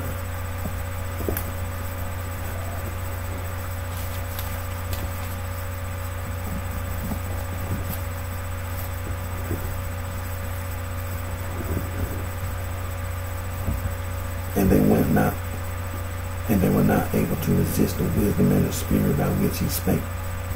Then as about men we said, we have heard him speak blasphemous words against Moses and against God. And they stirred up the people and the elders and the scribes and came upon him and caught him and brought him to the council and set up false witnesses which said, this man ceases not to speak blasphemous words against this holy place and the law. For we have heard him say that this Jesus of Nazareth shall destroy this place and shall change the custom which Moses delivered us. And all that sat in the council, looking steadfast on him, saw his face as it had been the face of an angel. Now, as you know, Acts chapter 7 is Stephen's defense. But I'm going to turn over here to Acts chapter 7, verse 54. I'm going to continue reading. Verse 54. Acts chapter 7, verse 54. When they heard these things, they were cut to the heart, and they gnashed on him with their teeth. But he, being full of the Holy Ghost, looked up steadfast into heaven and saw the glory of God, and Jesus standing on the right hand of God, and said, Behold, I see the heavens open and the Son of Man standing on the right hand of God. Then they cried out with a loud voice and stopped their ears and ran upon him with one accord, and cast him out of the city and stoned him. And the witnesses laid down their clothes at a young man's feet, whose name was Saul. And they stoned Stephen, calling upon God and saying, Lord Jesus, receive my spirit. And he kneeled down and cried with a loud voice, Lord, lay not this sin to their charge. And when he had said this, he fell asleep. See, it's a lot of people in the past. We don't know who these people are. We don't know who none of these people is who ran upon Stephen. We don't know who any of these, they didn't intend for anybody to know who they were. You can't defend everybody in the past.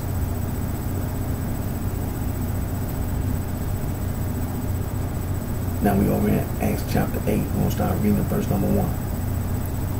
And Saul was considered unto his death, and at the time there was a great persecution against the church, which was at Jerusalem. And they were all scattered abroad throughout the regions of Judea and Samaria, except the apostles. And devout men carried Stephen to his burial and made great lamentation over him. As for Saul, he made havoc of the church, entering into every house, and having men and women, committed them to prison. Therefore they that were scattered abroad went everywhere preaching the word.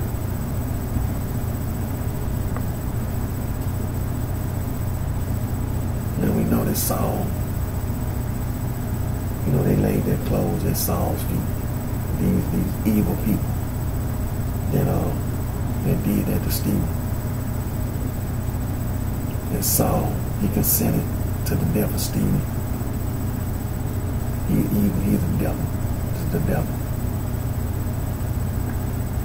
We're going to every house. We're going to every house. Men, women, and the children. The children. And as it says in the word, it says in Acts chapter 8, verse number 4. Therefore they that were scattered abroad went everywhere preaching the word. Despite all this evil,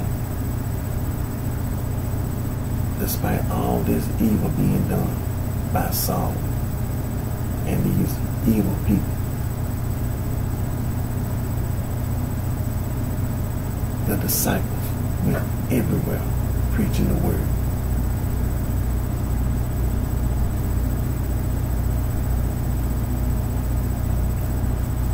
And also, as you know, in Acts chapter 8, it talks about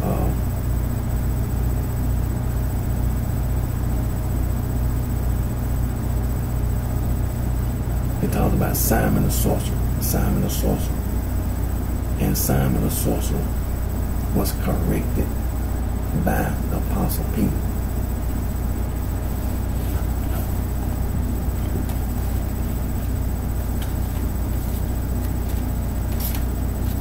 And also in Acts chapter 8, it talks about the Apostle Philip and the Ethiopian eunuch. So let's go over to Acts chapter 9. We'll start reading at verse number 1.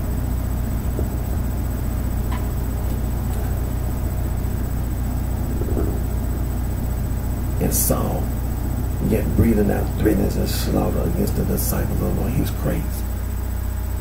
He's crazy. Breathing out threatenings and slaughter against the disciples of the Lord, went unto the high priest and desired him letters to Damascus, to the synagogue, that if he found any of this way, whether they were men or women, he might bring them bound unto Jerusalem. And as he journeyed, he came near Damascus. And suddenly, you see, it didn't say it was morning. It didn't say it was noon. It didn't say it was evening. It said as he journeyed, he came near Damascus. And suddenly, there shined around about him. Pay attention. Pay attention to the light. The light shined around about him from heaven. Verse number 4. And he fell to the earth. Pay attention. Pay attention. He fell to the earth and heard a voice. He heard a voice saying unto him, Saul, Saul, why persecutest thou me? And he said, Who art thou, Lord? Stop right there. Stop. I have to remind you that when we be reading, you don't forget that he a Jew. Don't forget that he a Jew. And when the reason why we say that is when you go to the Old Testament, don't forget about the Perizzite. Don't forget about the Hittite, the Hittite, the Amorite, the Canaanite, and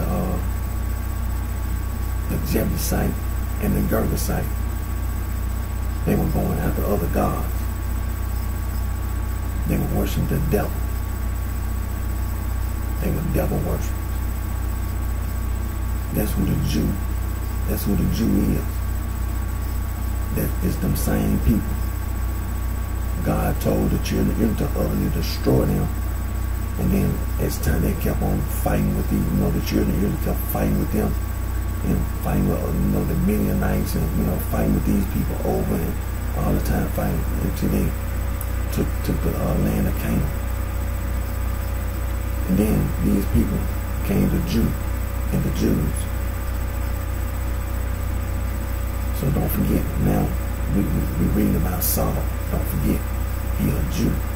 When he asked, Who art thou, Lord? Don't forget. Don't forget what he thinking. See, because he a Jew. He thinking about them other gods. This is not them other gods. It's Jesus Christ. And it said, okay, so back in verse number 5. And he said, Who art thou, Lord? And the Lord said, I am Jesus, whom thou persecutest. It is hard for thee to kick against the pricks. And he trembling and stunned said, Lord, what wilt thou have me to do?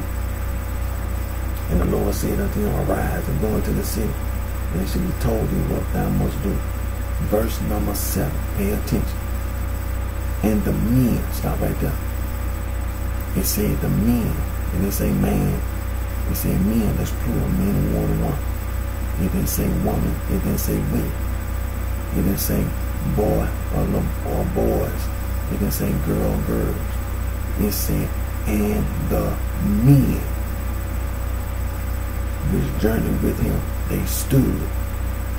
They were standing, speechless, hearing a voice. They heard the voice of Jesus Christ, hearing able. They heard the voice of Jesus Christ, but they ain't seen no man. It's important. And the reason why it's important is when you go to Acts chapter 22, and it's titled, Paul Tells of His Conversion. He lied about these men. When you go to Acts chapter 26, and it's titled, Paul Recounts His Conversion. He lied about these men and his conversion again. So, make sure you keep your bookmark. Now let's continue reading. And Saul arose from the earth, and when his eyes were open, pay attention, listen. He saw no man, but they led him by the hand and brought him into Damascus. So now the only thing he's thinking about is getting his eyesight back. And he was 3 days without sight, and neither did he eat nor drink. And there was a certain disciple of Damascus named Ananias. And to him said the Lord in a vision, Ananias. And he said, Behold, I am here, Lord. And the Lord said unto him, Arise, and go into the street which is called Straight, and inquire in the house of Judas for one called Saul of Tarsus. For behold, he prayed, and have seen in a vision a man named Ananias coming in and putting his hand on him that he might receive his sight. Then Ananias answered, Lord, I have heard thy many of this man how much evil he have done to thy saints at Jerusalem. And here he hath authority from the chief priest to bind all that call on thy name. See, that's the reason why that saint stuff you be hearing the Catholic Church say that be why that stuff be wrong. See, all the disciples were saints. See, organized crime took the word saint and saints, and you misuse saint and saints. But the Lord said unto him, Go thy way, for he is a chosen vessel unto me to bear my name before the Gentiles and kings and the children of Israel. For I will shew him how great things he must suffer for my name's sake. Pay attention. Pay attention. Listen. Look what Saul do. See, this is the reason why you know he the devil. When you never repent. And Ananias went his way and entered into the house and putting his hands on him said, Brother Saul, the Lord, even Jesus, that appeared unto thee in the way as thou camest, have sent me that thou mightest receive thy sight and be filled with the Holy Ghost. You see that? You see how Jesus Christ blinded him. Jesus Christ, the Son of God, made Saul blind. See, Jesus Christ did this. Now he walking around, now he's sitting there waiting to get his eyesight back. That's the only thing he's thinking about. Just to get my sight back. He ain't thinking about nothing else. See, this is how you know he never repented. Let me ask you, let me give you something to think about. Why was it so important for him to get his sight back? He was still living. Why he just couldn't go on? You know, see, this is the reason why you don't know everything. See, don't forget, it was Jesus Christ who took his sight. And you don't know the reason why Jesus Christ took his sight. I don't need. See, you don't know everything. But the point being, it was Jesus Christ who took his sight. But we asked him, because Saul, what was wrong with him just being able to go on and just be blind? See? But see, it was Jesus Christ who took his sight, and he had to wait. He had to wait for Jesus Christ to give his sight back. How he know Jesus Christ gonna give his sight back? How he know? How he know Jesus Christ gonna give me his sight back? You see, him being the devil. See, this is what Jesus Christ showing, that he the devil.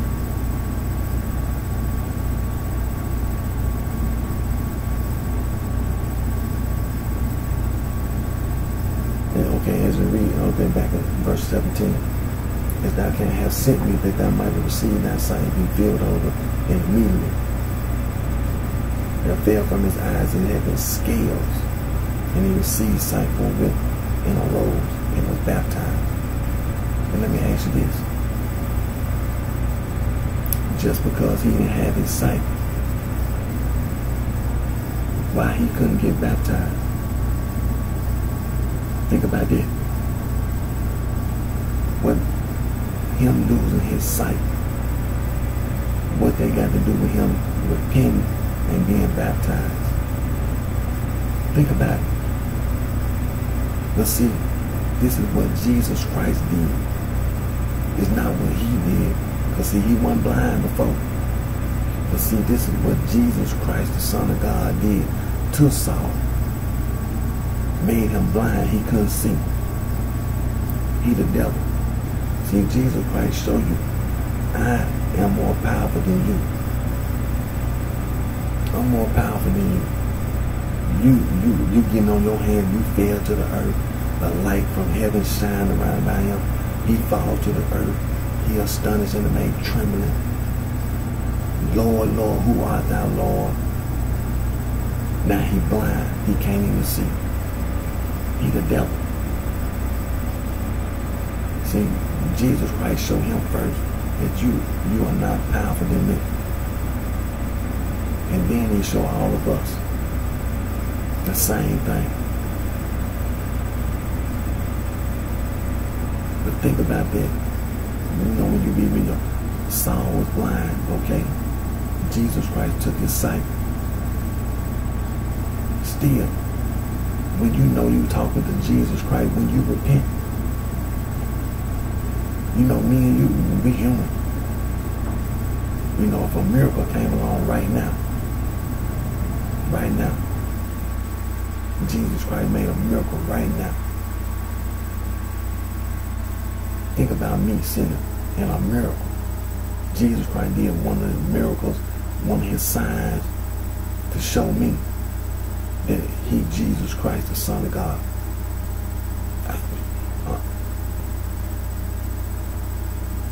You know, I know people say stuff out there, but I'm still, I know Jesus Christ, the Son of God.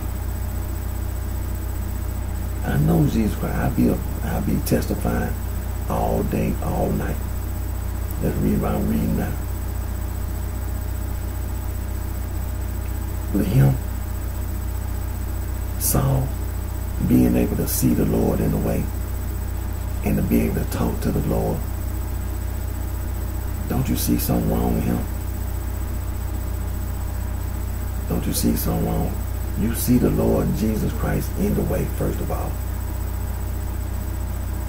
And then you talk to the Lord. All that sin you had done.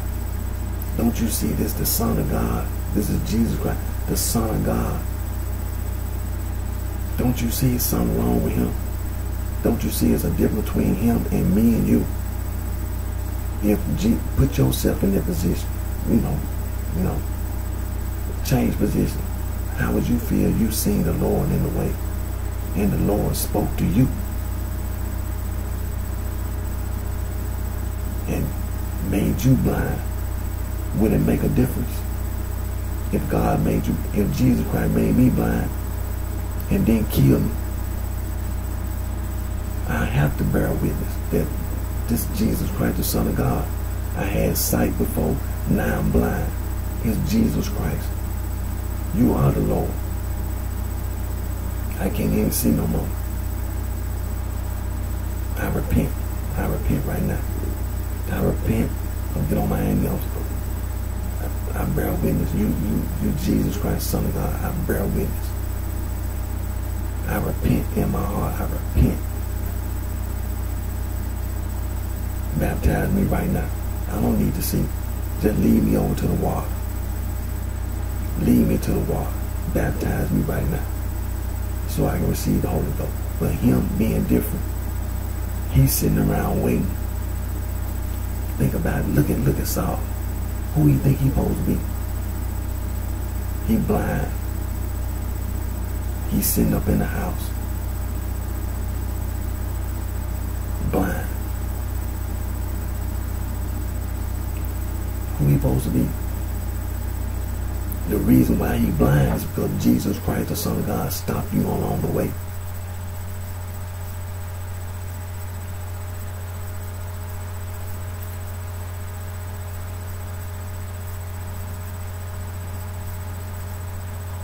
And so, he blind.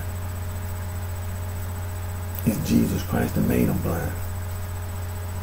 And now he's sitting over there, he's sitting at the house. As I say in the scripture, he's waiting on Ananias. But think about it.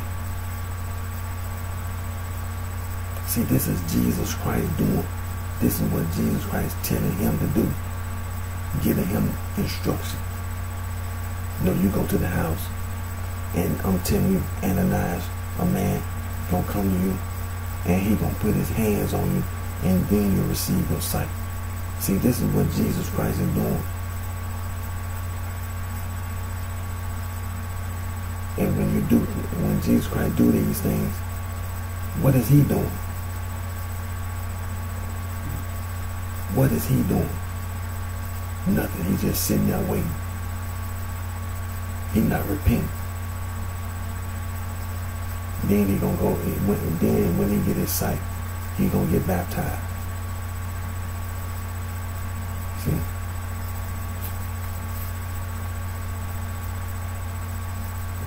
We in verse 19. And when he had received meat, he was strengthened. Then was Saul certain days with the disciples which were at Damascus. And straightway he preached Christ in the synagogue that he is the Son of God. But all that heard him were amazed and said, is not this he that destroyed them, which called on his name of Jerusalem, came hither for their intent? Then he might bring them bound unto the chief priest. But Saul increased the more in strength and confounded the Jews which dwelt at Damascus, proving that this is very Christ. And after that many days were fulfilled, the Jews took counsel to kill him. But their laying await was known to Saul, and they watched them day and night to kill him. Then the disciples took him by night.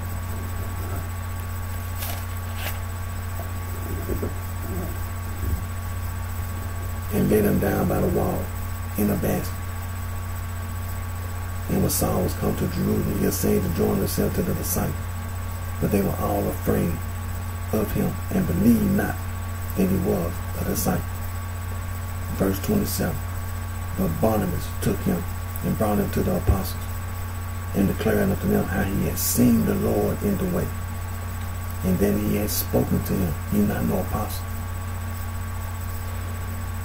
and how he had preached boldly in Damascus in the name of Jesus. And he was with them coming in and going out at Jerusalem. And he spake boldly in the name of the Lord Jesus and disputed against the Grecians. But they went about to slay him. Which when the brethren knew, they brought him down to Caesarea and sent him forth to Tarsus. Now to stop right there for a moment. So now he received his sight and got baptized. Was in Damascus. Then ended up in Jerusalem. And Barnabas took him in front of the apostles, declared how he had seen the Lord in the way, and how the Lord had spoke to him. He not no apostle. He not no apostle.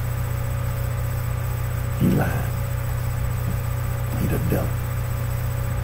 And then he ended up being sent to Tarsus. So he seen the Lord in the way, and the Lord spoke to him. He was converted. Acts chapter 9, the title. Acts chapter 9. Saul converted. He been baptized. So now he was added to the church. The church multiplied. He was converted. Pay attention. Acts chapter 9. The title Acts chapter 9, he in Tarsus. The title Acts chapter 9, Saul converted. Now, he over in Tarsus. He converted. What's wrong with this picture? See, when you read Acts chapter 9, it stops. It said, and sent him forth to Tarsus. They don't say nothing else. Sent him forth to Tarsus. So he over there in Tarsus. You don't hear nothing else. See, this is what the problem is. You got somebody who's seen the Lord in the way, and the Lord has spoke to him. He done went in front of the apostles and declared, and Barnabas declared in front of the apostles that he had seen the Lord in the way, and the Lord has spoke to him. He has been baptized. He's been baptized. He didn't repent. And this is what the problem is. He didn't repent. He was converted. If he was converted and he over in Tarsus, and you don't see anybody else being converted, don't you think there's a problem? Acts chapter, what is it? Acts chapter 30. Acts chapter 9, verse 30. Which when the brethren knew, they brought him down to Caesarea and sent him forth to Tarsus. You don't hear anything else, like a church in Tarsus, like him, testifying about his conversion. Like over there in Acts chapter 22, in Acts chapter 26, talking about his conversion. You don't see him doing that in Tarsus. That's what the problem is. You don't see him doing anything to help the church in Tarsus. And that's how you know he didn't repent. He didn't repent. He the devil. Saul is the devil. Verse 31. Then had the churches rest throughout all Judea and Galilee and Samaria, and were edified, and walking in the fear of the Lord, and in the comfort of the Holy Ghost, were multiplied. And it came to pass as Peter passed throughout all corners, he came down also to the saints, which dwelt at Lydda. And there he found a certain man named Aeneas, which had kept his bed 8 years and was sick of the palsy. And Peter said unto him, Aeneas, Jesus Christ maketh thee whole, arise, and make thy bed. And he arose immediately. And all them dwelt in Lydda, and Sarah saw him return to the Lord. You see what I'm talking about? See how the Apostle Peter can be like people turning to the Lord. And when you read Acts chapter 9, verse 30, and it said, and sent him forth to Tarsus, you don't hear about nobody turning to the Lord. You don't hear about how the church, like verse 31, how Samaria and the churches there in Judea and throughout Galilee were edified and walking in the comfort of the Lord and multiplied. You don't hear that about Tarsus. You don't hear nothing like that about Tarsus. That's the devil. Saul never repented. He the devil. Now there was at Joppa a certain disciple named Tabitha, whose by interpretation is called Dorcas. This woman was full of good works, and all of these which she did. And it came to pass in those days that she was sick and died, whom when they had washed, they laid her in the upper chamber, and for as much as little was nigh to Joppa. And the disciple had heard that Peter was there. They sent unto him 2 men, desiring him that he would not delay to come to them. Then Peter rose and went with them. When he was come, they brought him into the upper chamber, and all the widows stood by him, weeping, and shewing the coats and garments which Dorcas made, while she was with them. But Peter put them all forth and kneeled down and prayed, and turning to the body said, Tabitha, rise. And she opened her eyes. And when she saw Peter, she sat up. And he gave her his hand and lifted her up, and when he had called the saints and widows, presented her alive. And it was known throughout all Joppa, and many believed in the Lord. And it came to pass that he tarried many days in Joppa with one Simon the town.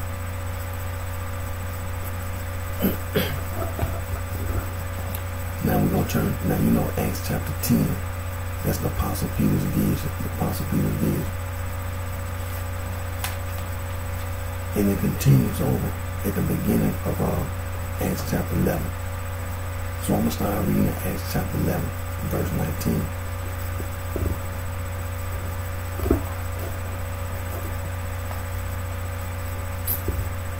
Now they, which were scattered abroad upon the persecution that arose by Stephen, traveled as far as Phoenicia and Cyprus and Antioch, preaching the word to none but unto the Jews only. And some of them were men.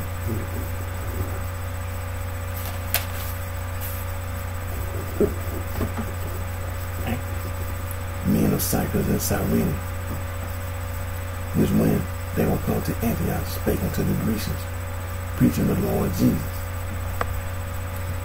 And the hand of the Lord was with them, and a great number believed and turned unto the Lord. Now think about it. Now while we reading all this, who over there in Tarsus? And you don't hear nothing like this. Saul from Tarsus, the self-proclaimed Apostle Paul. He the devil. And the hand of the Lord was with them, and a great number believed and turned unto the Lord. The tidings of these things came unto the ears of the church, which was in Jerusalem, and they sent forth Barnabas, and they should go as far as Antioch.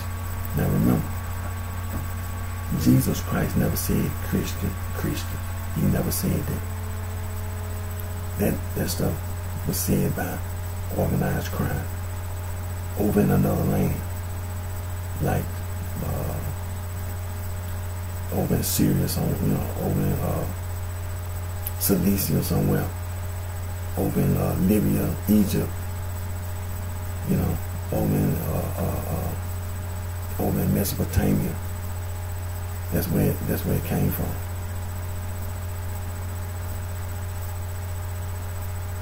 Who, when he had came and had seen the grace of God, was glad, and exhorted them all that with purpose of heart they would cleave unto the Lord. For he was a good man, and full of the Holy Ghost and of faith, and much people was added unto the Lord. You see what I'm talking about? See, you have to pay attention to what's going on while somebody over there in Tarsus, people being added to the church in all these other places except Tarsus.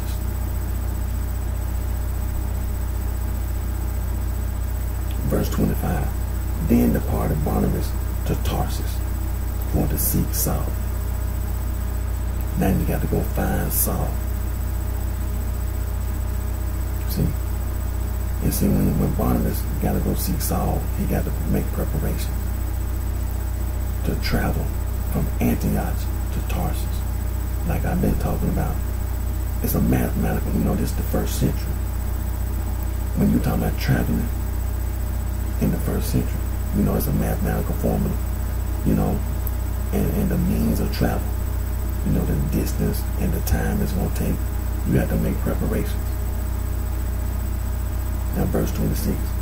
And when he had found him, he brought him unto Antioch. And it came to pass that a whole year they assembled themselves with the church and taught much people. Now you see what I'm talking about? Now he want to teach the people. Now you want to teach the people. But when he was over there in Tarsus, you don't even see nobody, not one single person converted. Nobody added to the church. Except when Barnabas came. We're going to read Acts chapter 15. The brethren in Cilicia. Most people and the disciples were called Christians first in Antioch. We know who it was. It was Saul.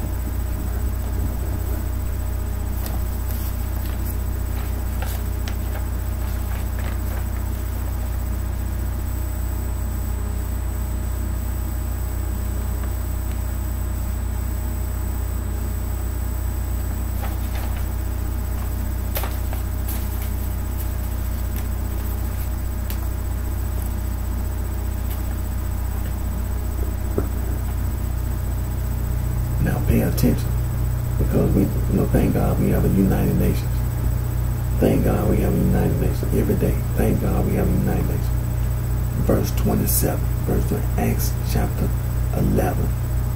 Acts chapter 11, verse 27. And in these days came prophets from Jerusalem unto Antioch. Now, we know there are other, people talking about their religion, what they believe.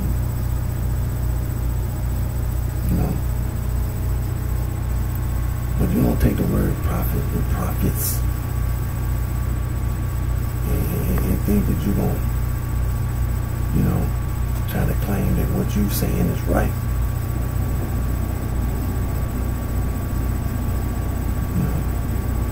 When I'm sitting here read the Bible and I'm sitting here read the word prophets.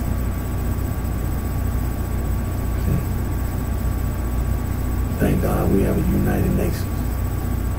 So all people on the earth can hear God's word. See? All people can hear God's word. And there stood up one of them named Agabus. It signified by the Spirit that there should be great dearth throughout all the world, which came to pass in the days of Claudius Caesar.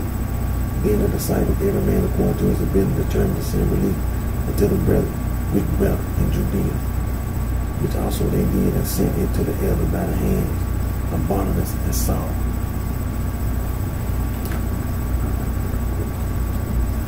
Thank God we have a United Nations. Thank God every day we have a United Nations.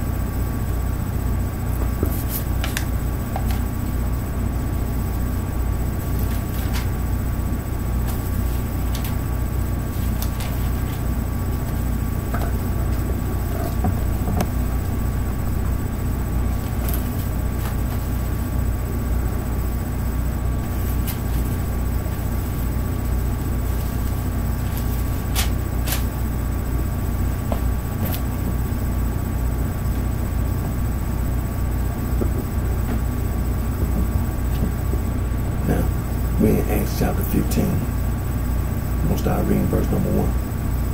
And certain men which came down from Judea taught the brethren and said, except you be circumcised after the manner of Moses, you cannot be saved. And therefore Paul and Barnabas had no small dissension and disputation with them. They determined that Paul and Barnabas and certain other of them should go up to Jerusalem to the apostles and elders about this question.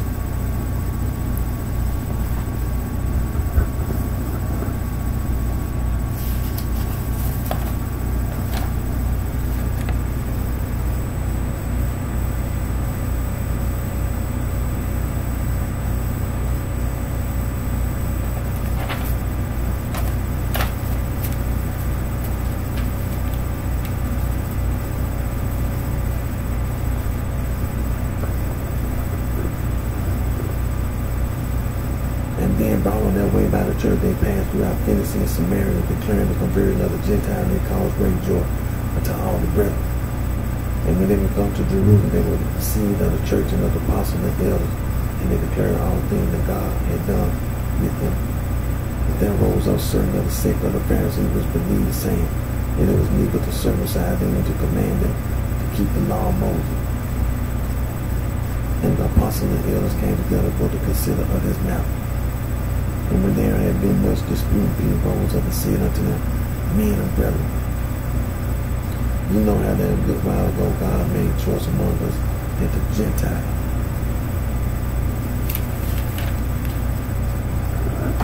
by my mouth should hear the word of the gospel and believe. And God, which knoweth the hearts, bearing no witness, giving them the Holy Ghost, even as he did unto us, and put no difference between us and them, purifying their hearts by faith. Now therefore I tell you, God, to put a yoke upon the neck of the disciples, which neither our fathers nor we were able to bear. But we believe that through the grace of the Lord Jesus Christ we shall be saved, even as they. Then all the multitude kept silence and gave audience to Barnabas and Paul, declaring what miracles and wonders God had wrought among the Gentiles by them. And after they had held their peace, James answered, saying, men and brethren, hearken unto me. Simeon have declared how God at the first day visited the Gentiles to take out of them a people for his name, and to disagree the words of the prophet as it is written. After this I will return and will build again the tabernacle of David, which is fallen down, and I will build again the ruins thereof, and I will set it up, that the residue of men might seek after the Lord, and all the Gentiles upon whom my name is called, saith the Lord, who doeth all these things, known unto God all his works from the beginning of the world. Wherefore my sins and they will trouble not them, which from among the Gentiles are turned to God. But then we write unto them that they abstain from pollution of idols, and from fornication, and from things strangled, and from blood.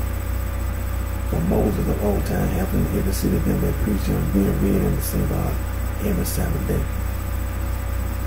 Then pleaded the apostle and elder with the whole church to send chosen men for their own coming to Antioch with Paul and Barnabas, namely Judas, surnamed Barsabas, and Silas, chief men among the brethren.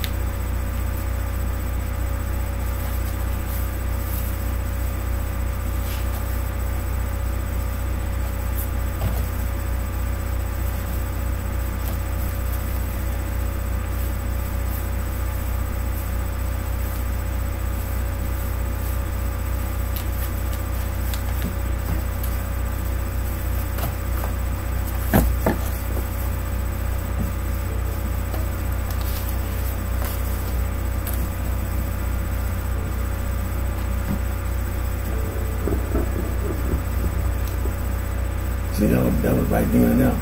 That was the end of that Christian stuff anyway. Right then and there, that was the end of that. Verse 23. And they wrote letters by them after this manner, the apostles and elders and brethren sent greeting unto the brethren which are of the Gentiles in Antioch and Syria and Cilicia. When you hear Cilicia, you remember that Barnabas had to travel from Antioch to Tarsus to seek Saul. It wasn't no church.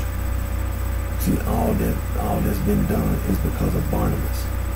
This is how you know that the apostles and the elders and the church in Jerusalem, they knew that he the devil. That's how you know. That's how you know. For as much as we have heard that certain which went out from us have troubled you with words, subvert your souls, saying you must be circumcised and keep the law, to whom we gave no such commandment. It seemed good unto us, being assembled with one accord, to send chosen men unto you with our beloved Barnabas and Paul, men that have hazarded their lives for the name of our Lord Jesus Christ. We have sent therefore Judas and Silas, who shall also tell you the same thing by mouth. For it seemed good to the Holy Ghost and to us to lay upon you no greater burden than these necessary things, that ye abstain from meats offered to idols, and from blood, and from things strangled, and from fornication. From which if you keep yourselves, you should do well, fare you well. So when they were dismissed, they came to Antioch. And when they had gathered the multitude together, they delivered the epistle, which when they had read, they rejoiced for the consolation. And Judas and Silas, being prophets, also themselves exhorted the brethren with many words, and confirmed that. When we stop right there, just for a moment. See, again, thank God we have a united nation. See, we don't want nobody to misuse script like they have been doing, like organized crime has been doing, taking words out of the Bible and misusing like saint and saints. Taking words out of the Bible and misusing to mislead other people. Taking the word Baptist, take the word church, out the Bible. You know, take the word God out the Bible. See, you take words out the Bible. Take the word prophet out the Bible. And misuse these words to mislead other people. Because see, first of all, you deceived by the devil. And then you take the word, because you deceive, you mislead others. Thank God we have the United Nations so that all people can hear God's word.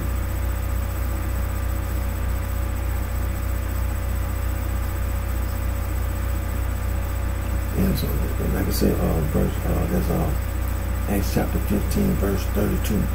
And Judas and Silas, being prophets, also themselves exhorted the brethren in the words and confirmed them. And after they had tarried there in space, they were let go in peace from the brethren unto the apostle. Notwithstanding, they pleased Silas to abide there still. Paul also in Barnabas continued Antioch teaching and preaching the word of the Lord with many others also.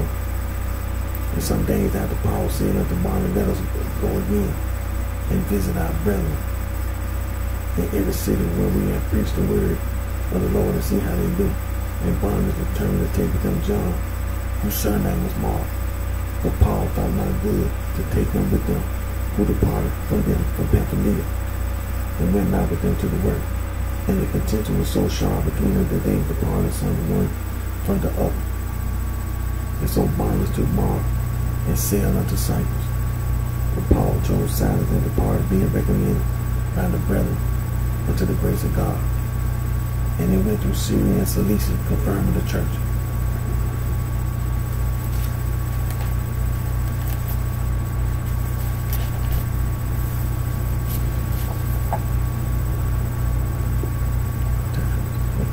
Now we over in Acts chapter 22. Now we're gonna go straight to Acts chapter 22, verse number 9. Now keep your bookmark, because we're gonna turn back now to Acts chapter 22, verse number 9. Now you know the title. Paul tells of his conversion. Acts chapter 22. Now verse number 9. And they, stop right there. Stop right there. And they. Who is they? Who is they? Now put your bookmark there.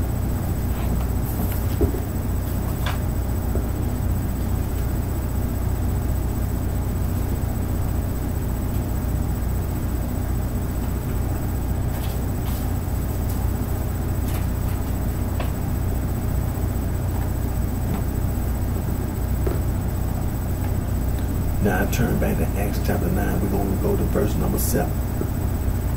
And the men, stop right there. See, this is how you know Saul from Tarsus, the self-proclaimed apostle, is the devil. He lying about his conversion. Acts chapter 9, verse number 7, it says, and the men, it specifically said, and the men.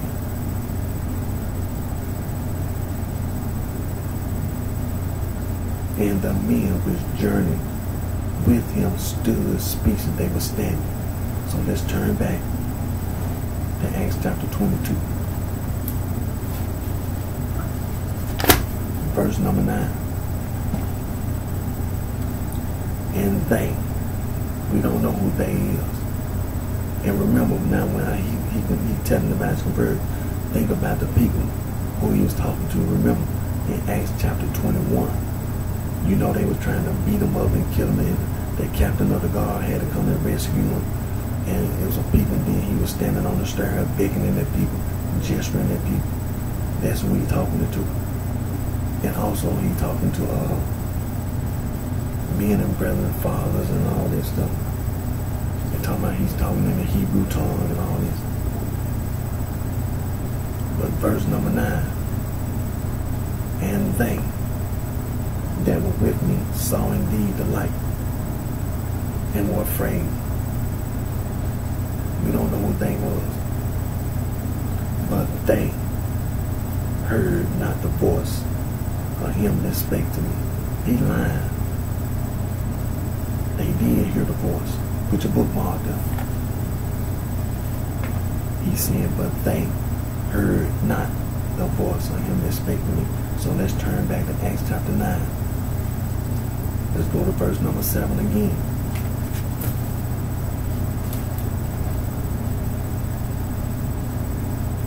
With him stood speechless, and it says, and the men which journeyed with him stood speechless, hearing a voice.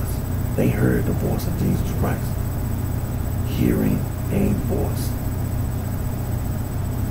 but seeing no man. He lied. Saul lied about his conversion. He lied. Those men, as it said in Acts chapter 9, verse number 7, they heard the voice, but they ain't seen no man.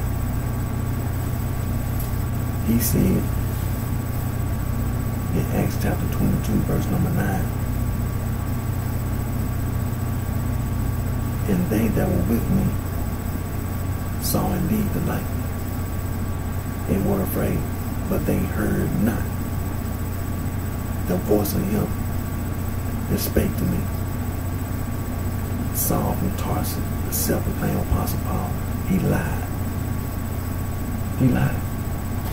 He the devil. He the devil. Let's turn over to Acts chapter 26. Put your bookmark. Let's go to verse 13. At midday, well, we already got that script. You know, Acts chapter 9 never said morning, noon, or evening. At midday, O king. We in Acts chapter 26, verse 13. At midday, O king, I saw in the way a light from heaven, above the brightness of the sun, shining round about me and them. We don't know who them was. Who is them? We don't know who them is. And them was journey. And then he lied about the light. Because we turn back to Acts chapter 9.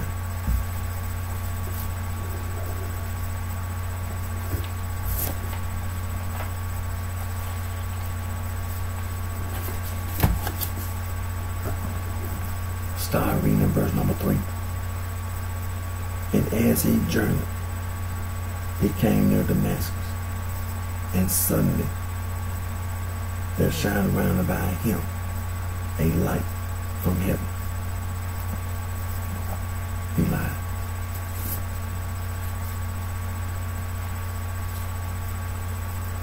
So in Acts chapter 26, verse 13, at midday, O king, I saw in the way a light from heaven, above the brightness of the sun, shining round about me and them which journeyed with me. He lied. That's a lie. Verse 14. And when we were all fallen to the earth, he lied again. Put your bookmark up. Let's turn back to Acts chapter 9.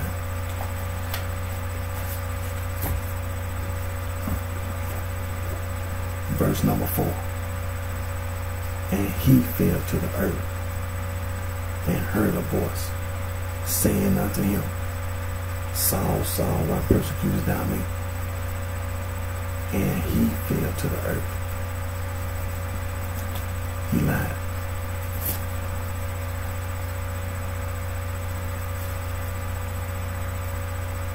Acts chapter 26, verse 14. And when we were all fallen to the earth, he lied. I heard a voice speaking unto me and saying in the Hebrew tongue, Saul, Saul, why persecutest thou me? It's hard for you to kick against the pricks. He lied. And he lied.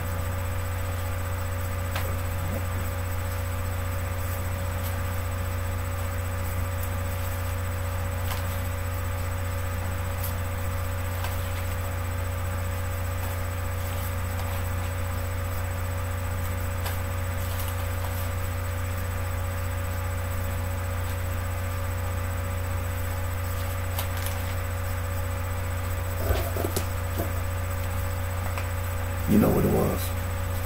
Before I'm going to read Acts chapter 21 for it reads. I want to go back before I start my reading. But I'm going to go back to Acts chapter 21 and start reading for it reads.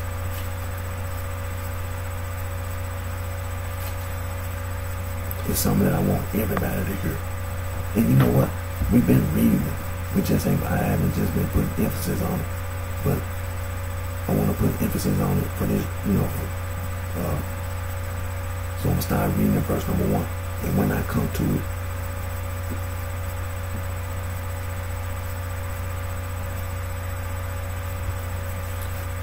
and it came to, I'm in Acts chapter 21, I'm starting reading verse number 1. And it came to pass that after we were gotten from them, and at lunch we came with a straight course unto Coros, and the day following unto Rhodes, and from thence unto Patara, and finding a ship sailing over unto Phoenicia, we went abroad and set forth. Now when we had discovered Cyprus, we left it on the left hand and sailed into Syria, and landed in Tyre, for there the ship was to unlay her burden. And finding disciples, we tarried there 7 days, who said to Paul through the Spirit that he should not go up to Jerusalem. And when we had accomplished those days, we departed and went our way, and they all brought us on our way with wives and children, till we were out of the city, and we kneeled down on the shore and prayed. Let me say this.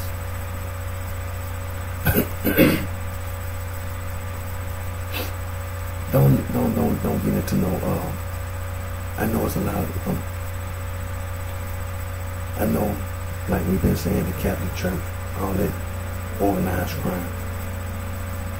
But see, just like when you read the scripture, you hear talking about wives and children. I don't know how no man walking around trying to tell me and other men and telling these women about not having no husband, talking about no nuns, and talking about no priests. And then wives and children. The only way you're going to have children is you got to have a man and a woman. And you know what I'm talking about. You know what I'm talking about.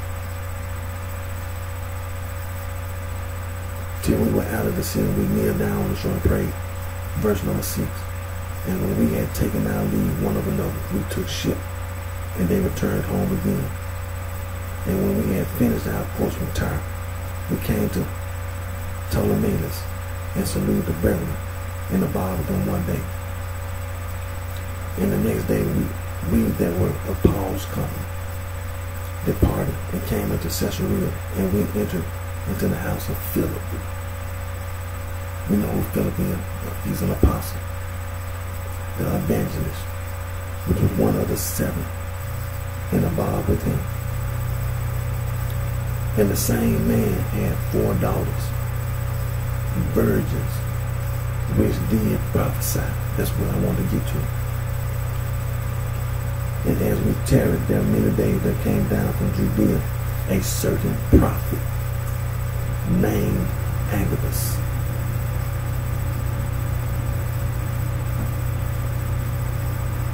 And when he was come unto us, he took Paul's girdle and bound his hands and feet, and said, Thus saith the Holy Ghost, so shall the Jews at Jerusalem bind the man that owneth this girdle, and shall deliver him into the hands of the Gentiles. And when we heard these things, both we and they of that place, we sought him not to go up to Jerusalem. Then Paul answered, What mean you to weep and to break my heart? For I am ready not to be bound only, but also to die at Jerusalem for the name of the Lord Jesus. And when he would not be persuaded, we ceased, saying, The will of the Lord be done. And after those days we took up our carriages and went up to Jerusalem. There went with us also certain of the disciples of Caesarea, and brought with them one, and they son of Cyprus, an old disciple with whom we should lodge. But I'm going to stop right there. But that's what I wanted to come to Like we had read, that's the reason why it's good to read. That's the reason why it's good to read. But I know that certain things can be misused, like prophet and prophets, because it has been misused. That's the reason why you see the Baha'i. That's the reason why you see the Sikhs. That's the reason why you see the Mormons. Because they took the word prophet and prophets and tried to claim that their so-called leader had received some so-called inspiration and called him a prophet. And in Islam, with Prophet Muhammad, see, you don't negate organized crime. You don't overlook organized crime. See, it was prophets during this period of time. See, you don't negate, you don't blot out, the truth that's right here. And then later on, you come back and start talking about somebody else's prophet. When you had prophets like Agabus, you had prophets like Silas and Justice. You had other, as it says in Acts chapter 11, verse 27. And in these days there were prophets. And here it's talking about the evangelist Philip. His daughters, he had 4 daughters, and they all prophesied. See, these things have to be pointed out. They have to be emphasized at the United Nations. Because see, these scriptures are not to be used to attack the Muslims, the Mormons, the Baha'i, the Sikhs, or anybody else. Because that's not what Jesus Christ said. That's not what Jesus Christ said. Jesus Christ gave a commission to the apostle to go to all nations and baptize them in the name of the Father, Son, and Holy Spirit, and to teach them to observe all things that I command. That was Jesus Christ gave a commission to his apostle whom he chose. So I just wanted to make sure we leave that scripture with all of us so we can make sure we don't let anything negative happen.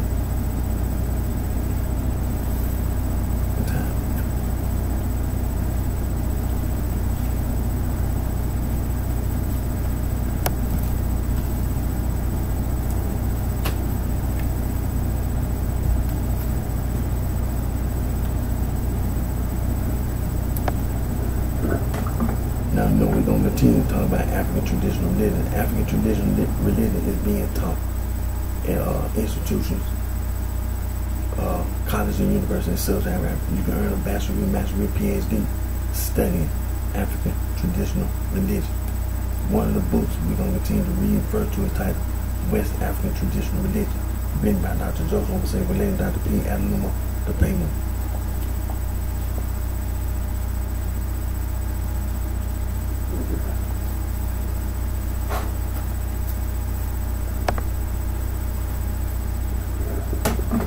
Another book we're going to read refer to is titled African Traditional Religion, definition written by Dr. Eva Lojai Dogo.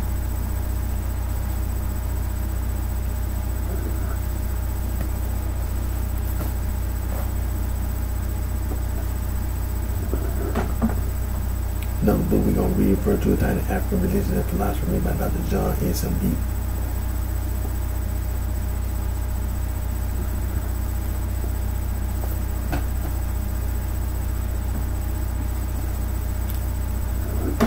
Another book we're going to read refer to is titled Concept of God in Africa, written by Dr. John S.M.B.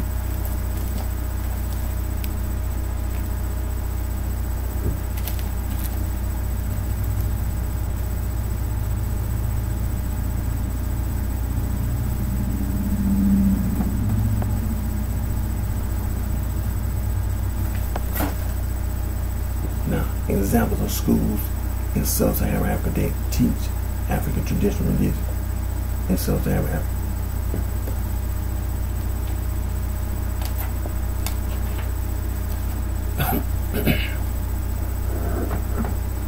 Dr. Joseph Omasane related PhD, Aberdeen, Senior Lecturer, African Traditional Religion, Department of Religious Studies, University of Aberdeen, Aberdeen, Nigeria. Dr. P. Adeluma Lepema, PhD, Aberdeen, Department of Religious Studies, University of Aleren, Nigeria.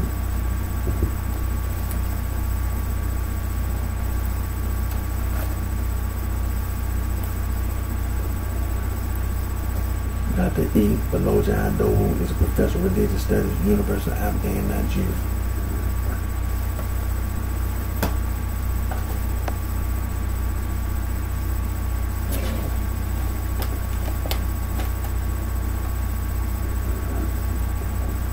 Dr. John Edson Bean was born in Kenya, and he studied at Makerere University College in Uganda.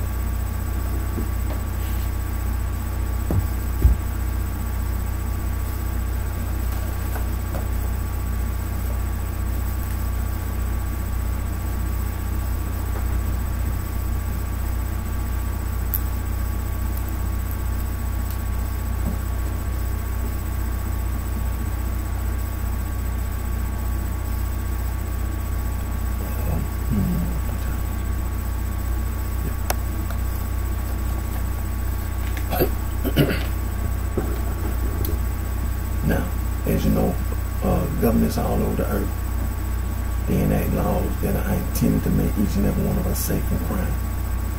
Now, the United States government enacted the Organized Crime Control Act of 1970, and Title IX of the Organized Crime Control Act of 1970, the Racketeering, Influence, and Corrupt Organizations Act, the RICO Act, that's anti-gang.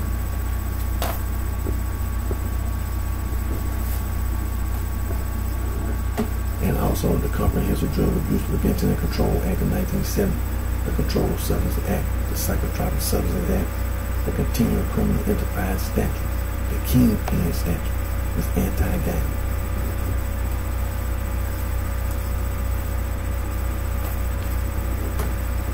The Juvenile Justice and Delinquency Prevention Act of 1974 established the Office of Juvenile Justice and Delinquency Prevention. It's anti-gang, plus other related legislation. The Comprehensive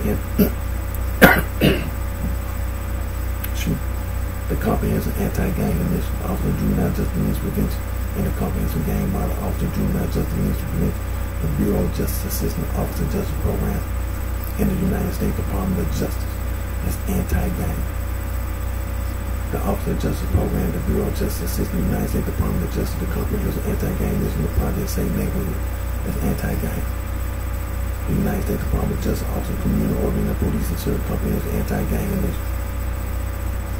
The Office of Juvenile Justice and Delinquency Prevention, the United States Department of Justice, the Office of Justice Program, Bureau of Justice Assistance, International Economic Law Enforcement Affairs, United States Department of State, Institute for Intergovernmental Affairs, Gang Resistance Education Training Great Program, it's anti-gang. The United States Department of Justice, Office of Justice Program, Office of Juvenile Justice and Delinquency Prevention, also 2009. The National Youth Gang Center, which has been funded by the Office of Juvenile Justice and Delinquency Prevention since 1995, murdered with the National Gang Center, which has been funded by the Bureau of Justice since 2003. The National Gang Center, compilation of state laws against gangs. Gang Prevention Overview Research Program, Mr. James C. Howard, Office of Juvenile Justice and Delinquency Prevention. The United States Department of Justice, the Bureau of Justice Assistance, Office of Juvenile Justice and Delinquency Prevention, National Gang Center Bulletin. And the title of that bulletin, History of Street Gangs in the United States. Read the books in the bulletin. And also, you can go to the quick reference, Wikipedia, and find the same information titled, Gangs in the United States.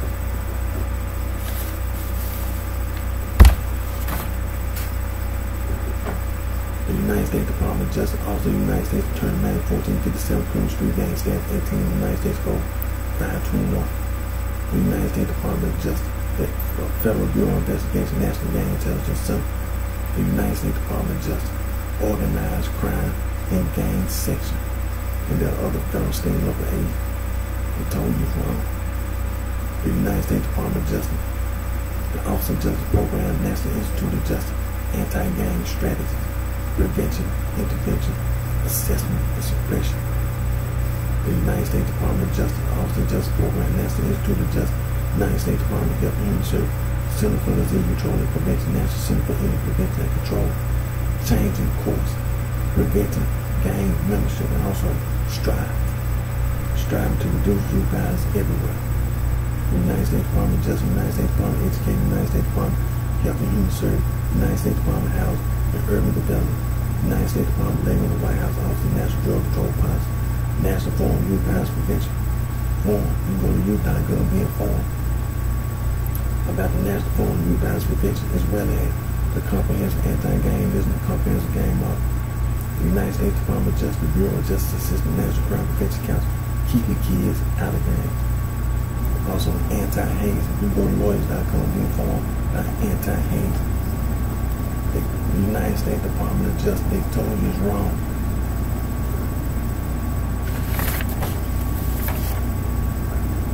They told you all that organized crime and gang, they told you it's wrong. They told you it's wrong.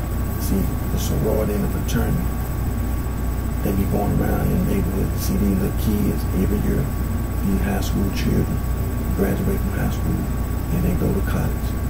On their college campus, you have these sororities and the fraternities negatively influencing the freshmen, the sophomore, the junior, and the senior at college. See, the United States Department of Justice, they told you all that organized crime and that gang stuff is wrong.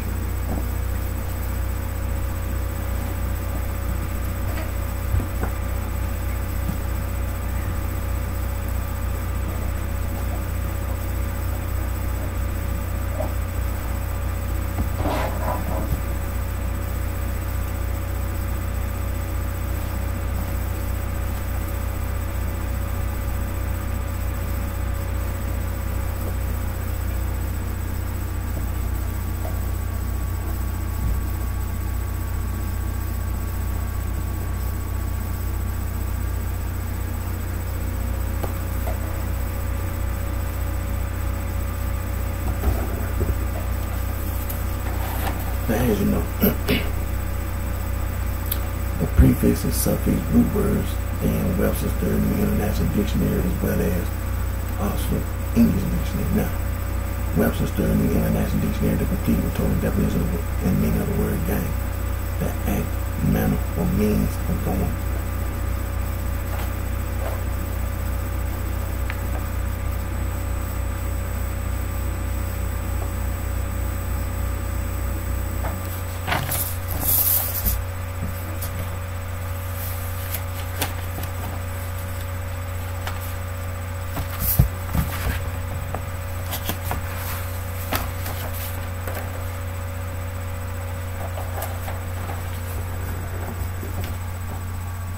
This is mobile.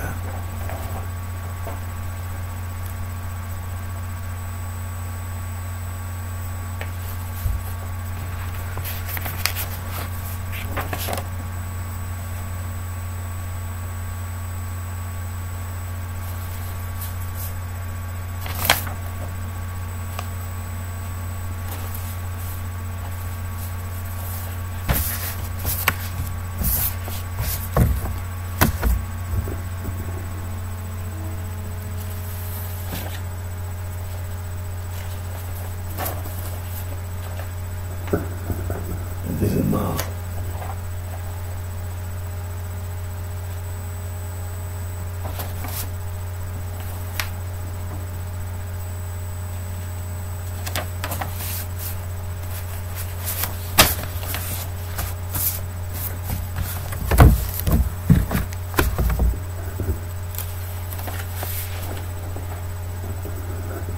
Now this stupid sorority fraternity is a sister.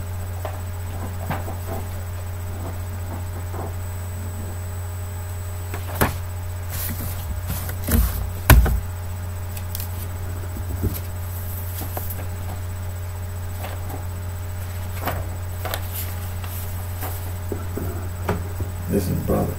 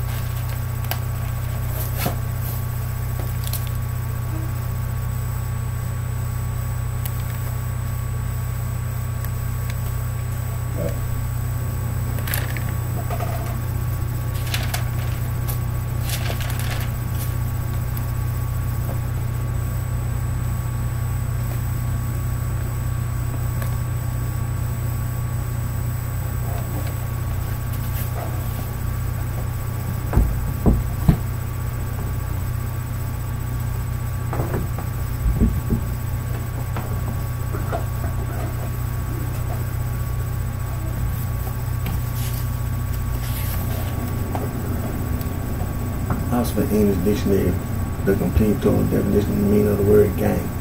Action or mode of going, way, passing, a set of things or person.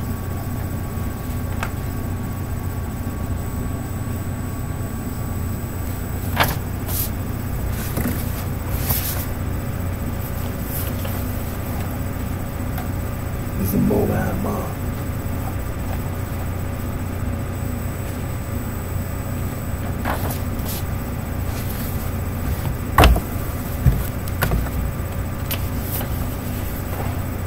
It's stupid sorority, it's stupid fraternity.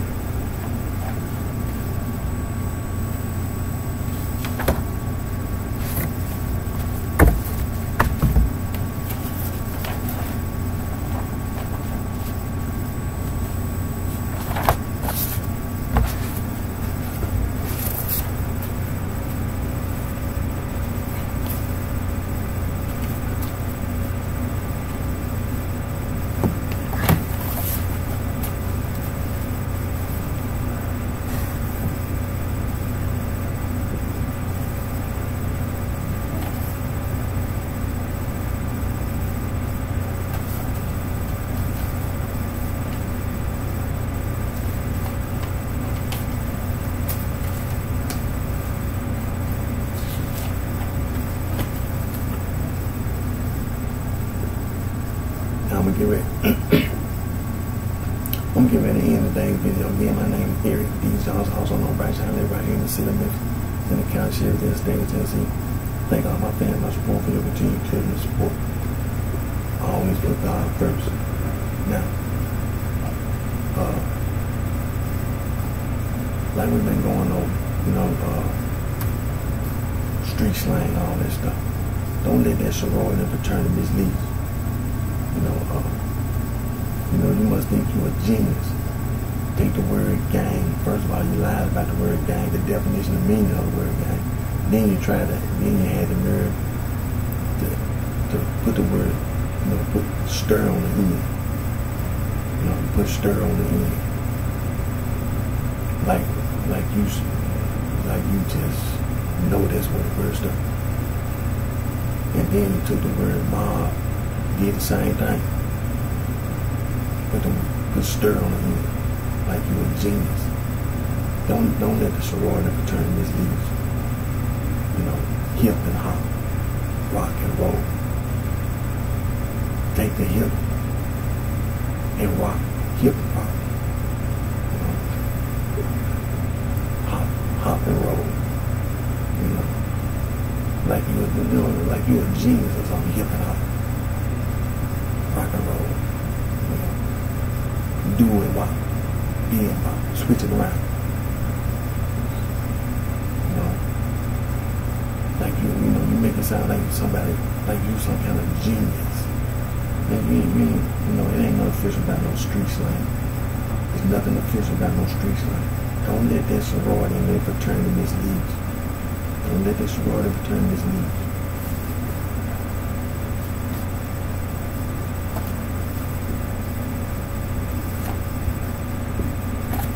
We're going to continue to talk about the Jews, the Periz, the devil worship, Perizzite, Amorite, Canaanite,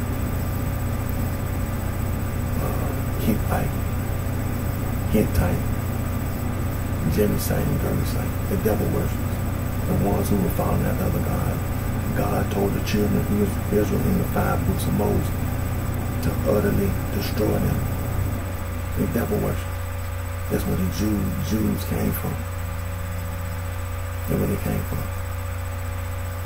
They were devil worship. That's organized crime. That's where the organized crime. You understand? You see,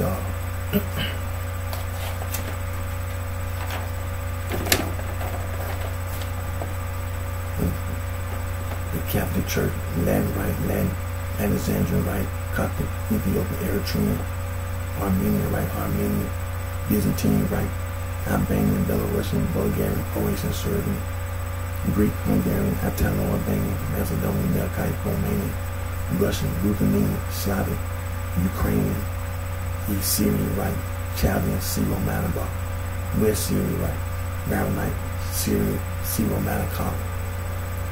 Organized crime. You know, the Catholic Church with all that, what's his name? Saint Ignatius of Antioch. He wrote several letters. One of his letters he wrote to the Smyrnaeans. He wrote the phrase Catholic Church. Organized crime. The Protestant Reformation in 95 Thesis. Major branch of Adventism, Anabaptism, Anglicanism, Baptist Church, Calvinism, Lutheranism, Methodism, Pentecostalism. Minor branch of Hussitism, Waldensianism, Pillar Holiness Movement, Quakerism, multiple others. Interdenominational movement, evangelicalism, charismatic movement, neo-charismatic movement, other development, arminianism, pietism, puritanism, neo-orthodox, paleo-orthodox, Christian fundamentalism, modernism, and liberalism. The later movement, non-denominational churches and house churches. It's organized crime. That's what that Episcopalian church, Presbyterian, you know, taking words out of the Bible. American Restoration Movement, Stone Camel Movement, Churches of Christ, Unaffiliated Christian Church, Church of Christ, Congregations, Christian Church, Disciples of Christ, organized crime. American Muslim Movement, Moorshide Temple, Nation of Islam, 5% Nation, Black Hebrew Israelites, Rastafari Movement, Jim Jones, David Koresh, all them, you know, the Mormons, Scientology, organized crime.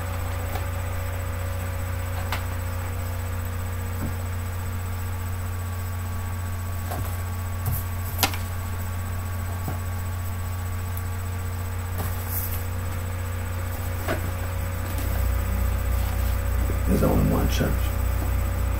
Jesus Christ, the Son of God, established one church. Matthew chapter 16, verses 13 through 19. Matthew chapter 18, verses 15 through 20. And Jesus Christ, Son of God, gave him a commission to his apostles. Matthew chapter 18, verses 16 through 20. Mark chapter 16, verses 14 through 20. Luke chapter 24, verses 44 through 49. John chapter 21.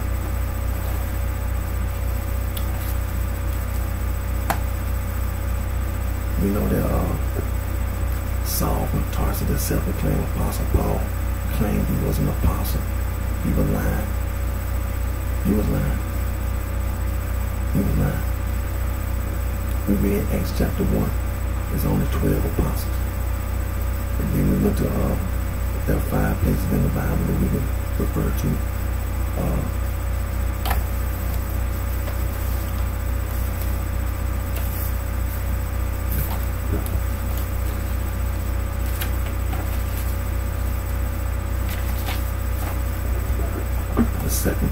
The second epistle of Apostle Peter, chapter 3, verse 2.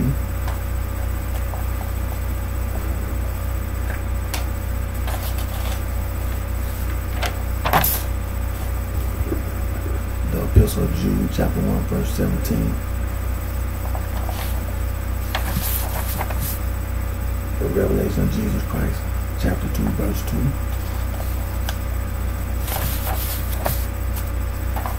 The revelation of Jesus Christ, chapter 18, verse 20. The revelation of Jesus Christ, chapter 21, verse 14. There's only 12 apostles.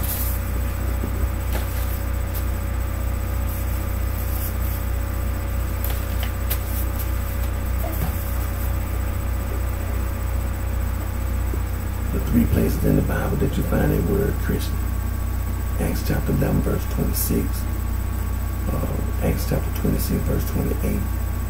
And 1 Peter chapter 4, verse 16. We know that first Acts chapter, 1 Peter chapter 4, verse 16. The Apostle Peter was not telling anybody to be a Christian.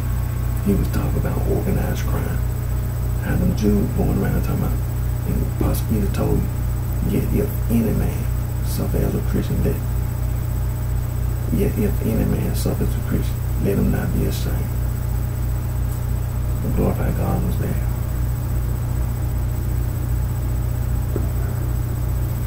So don't listen. And also the apostle Saul, he lied about his conversion.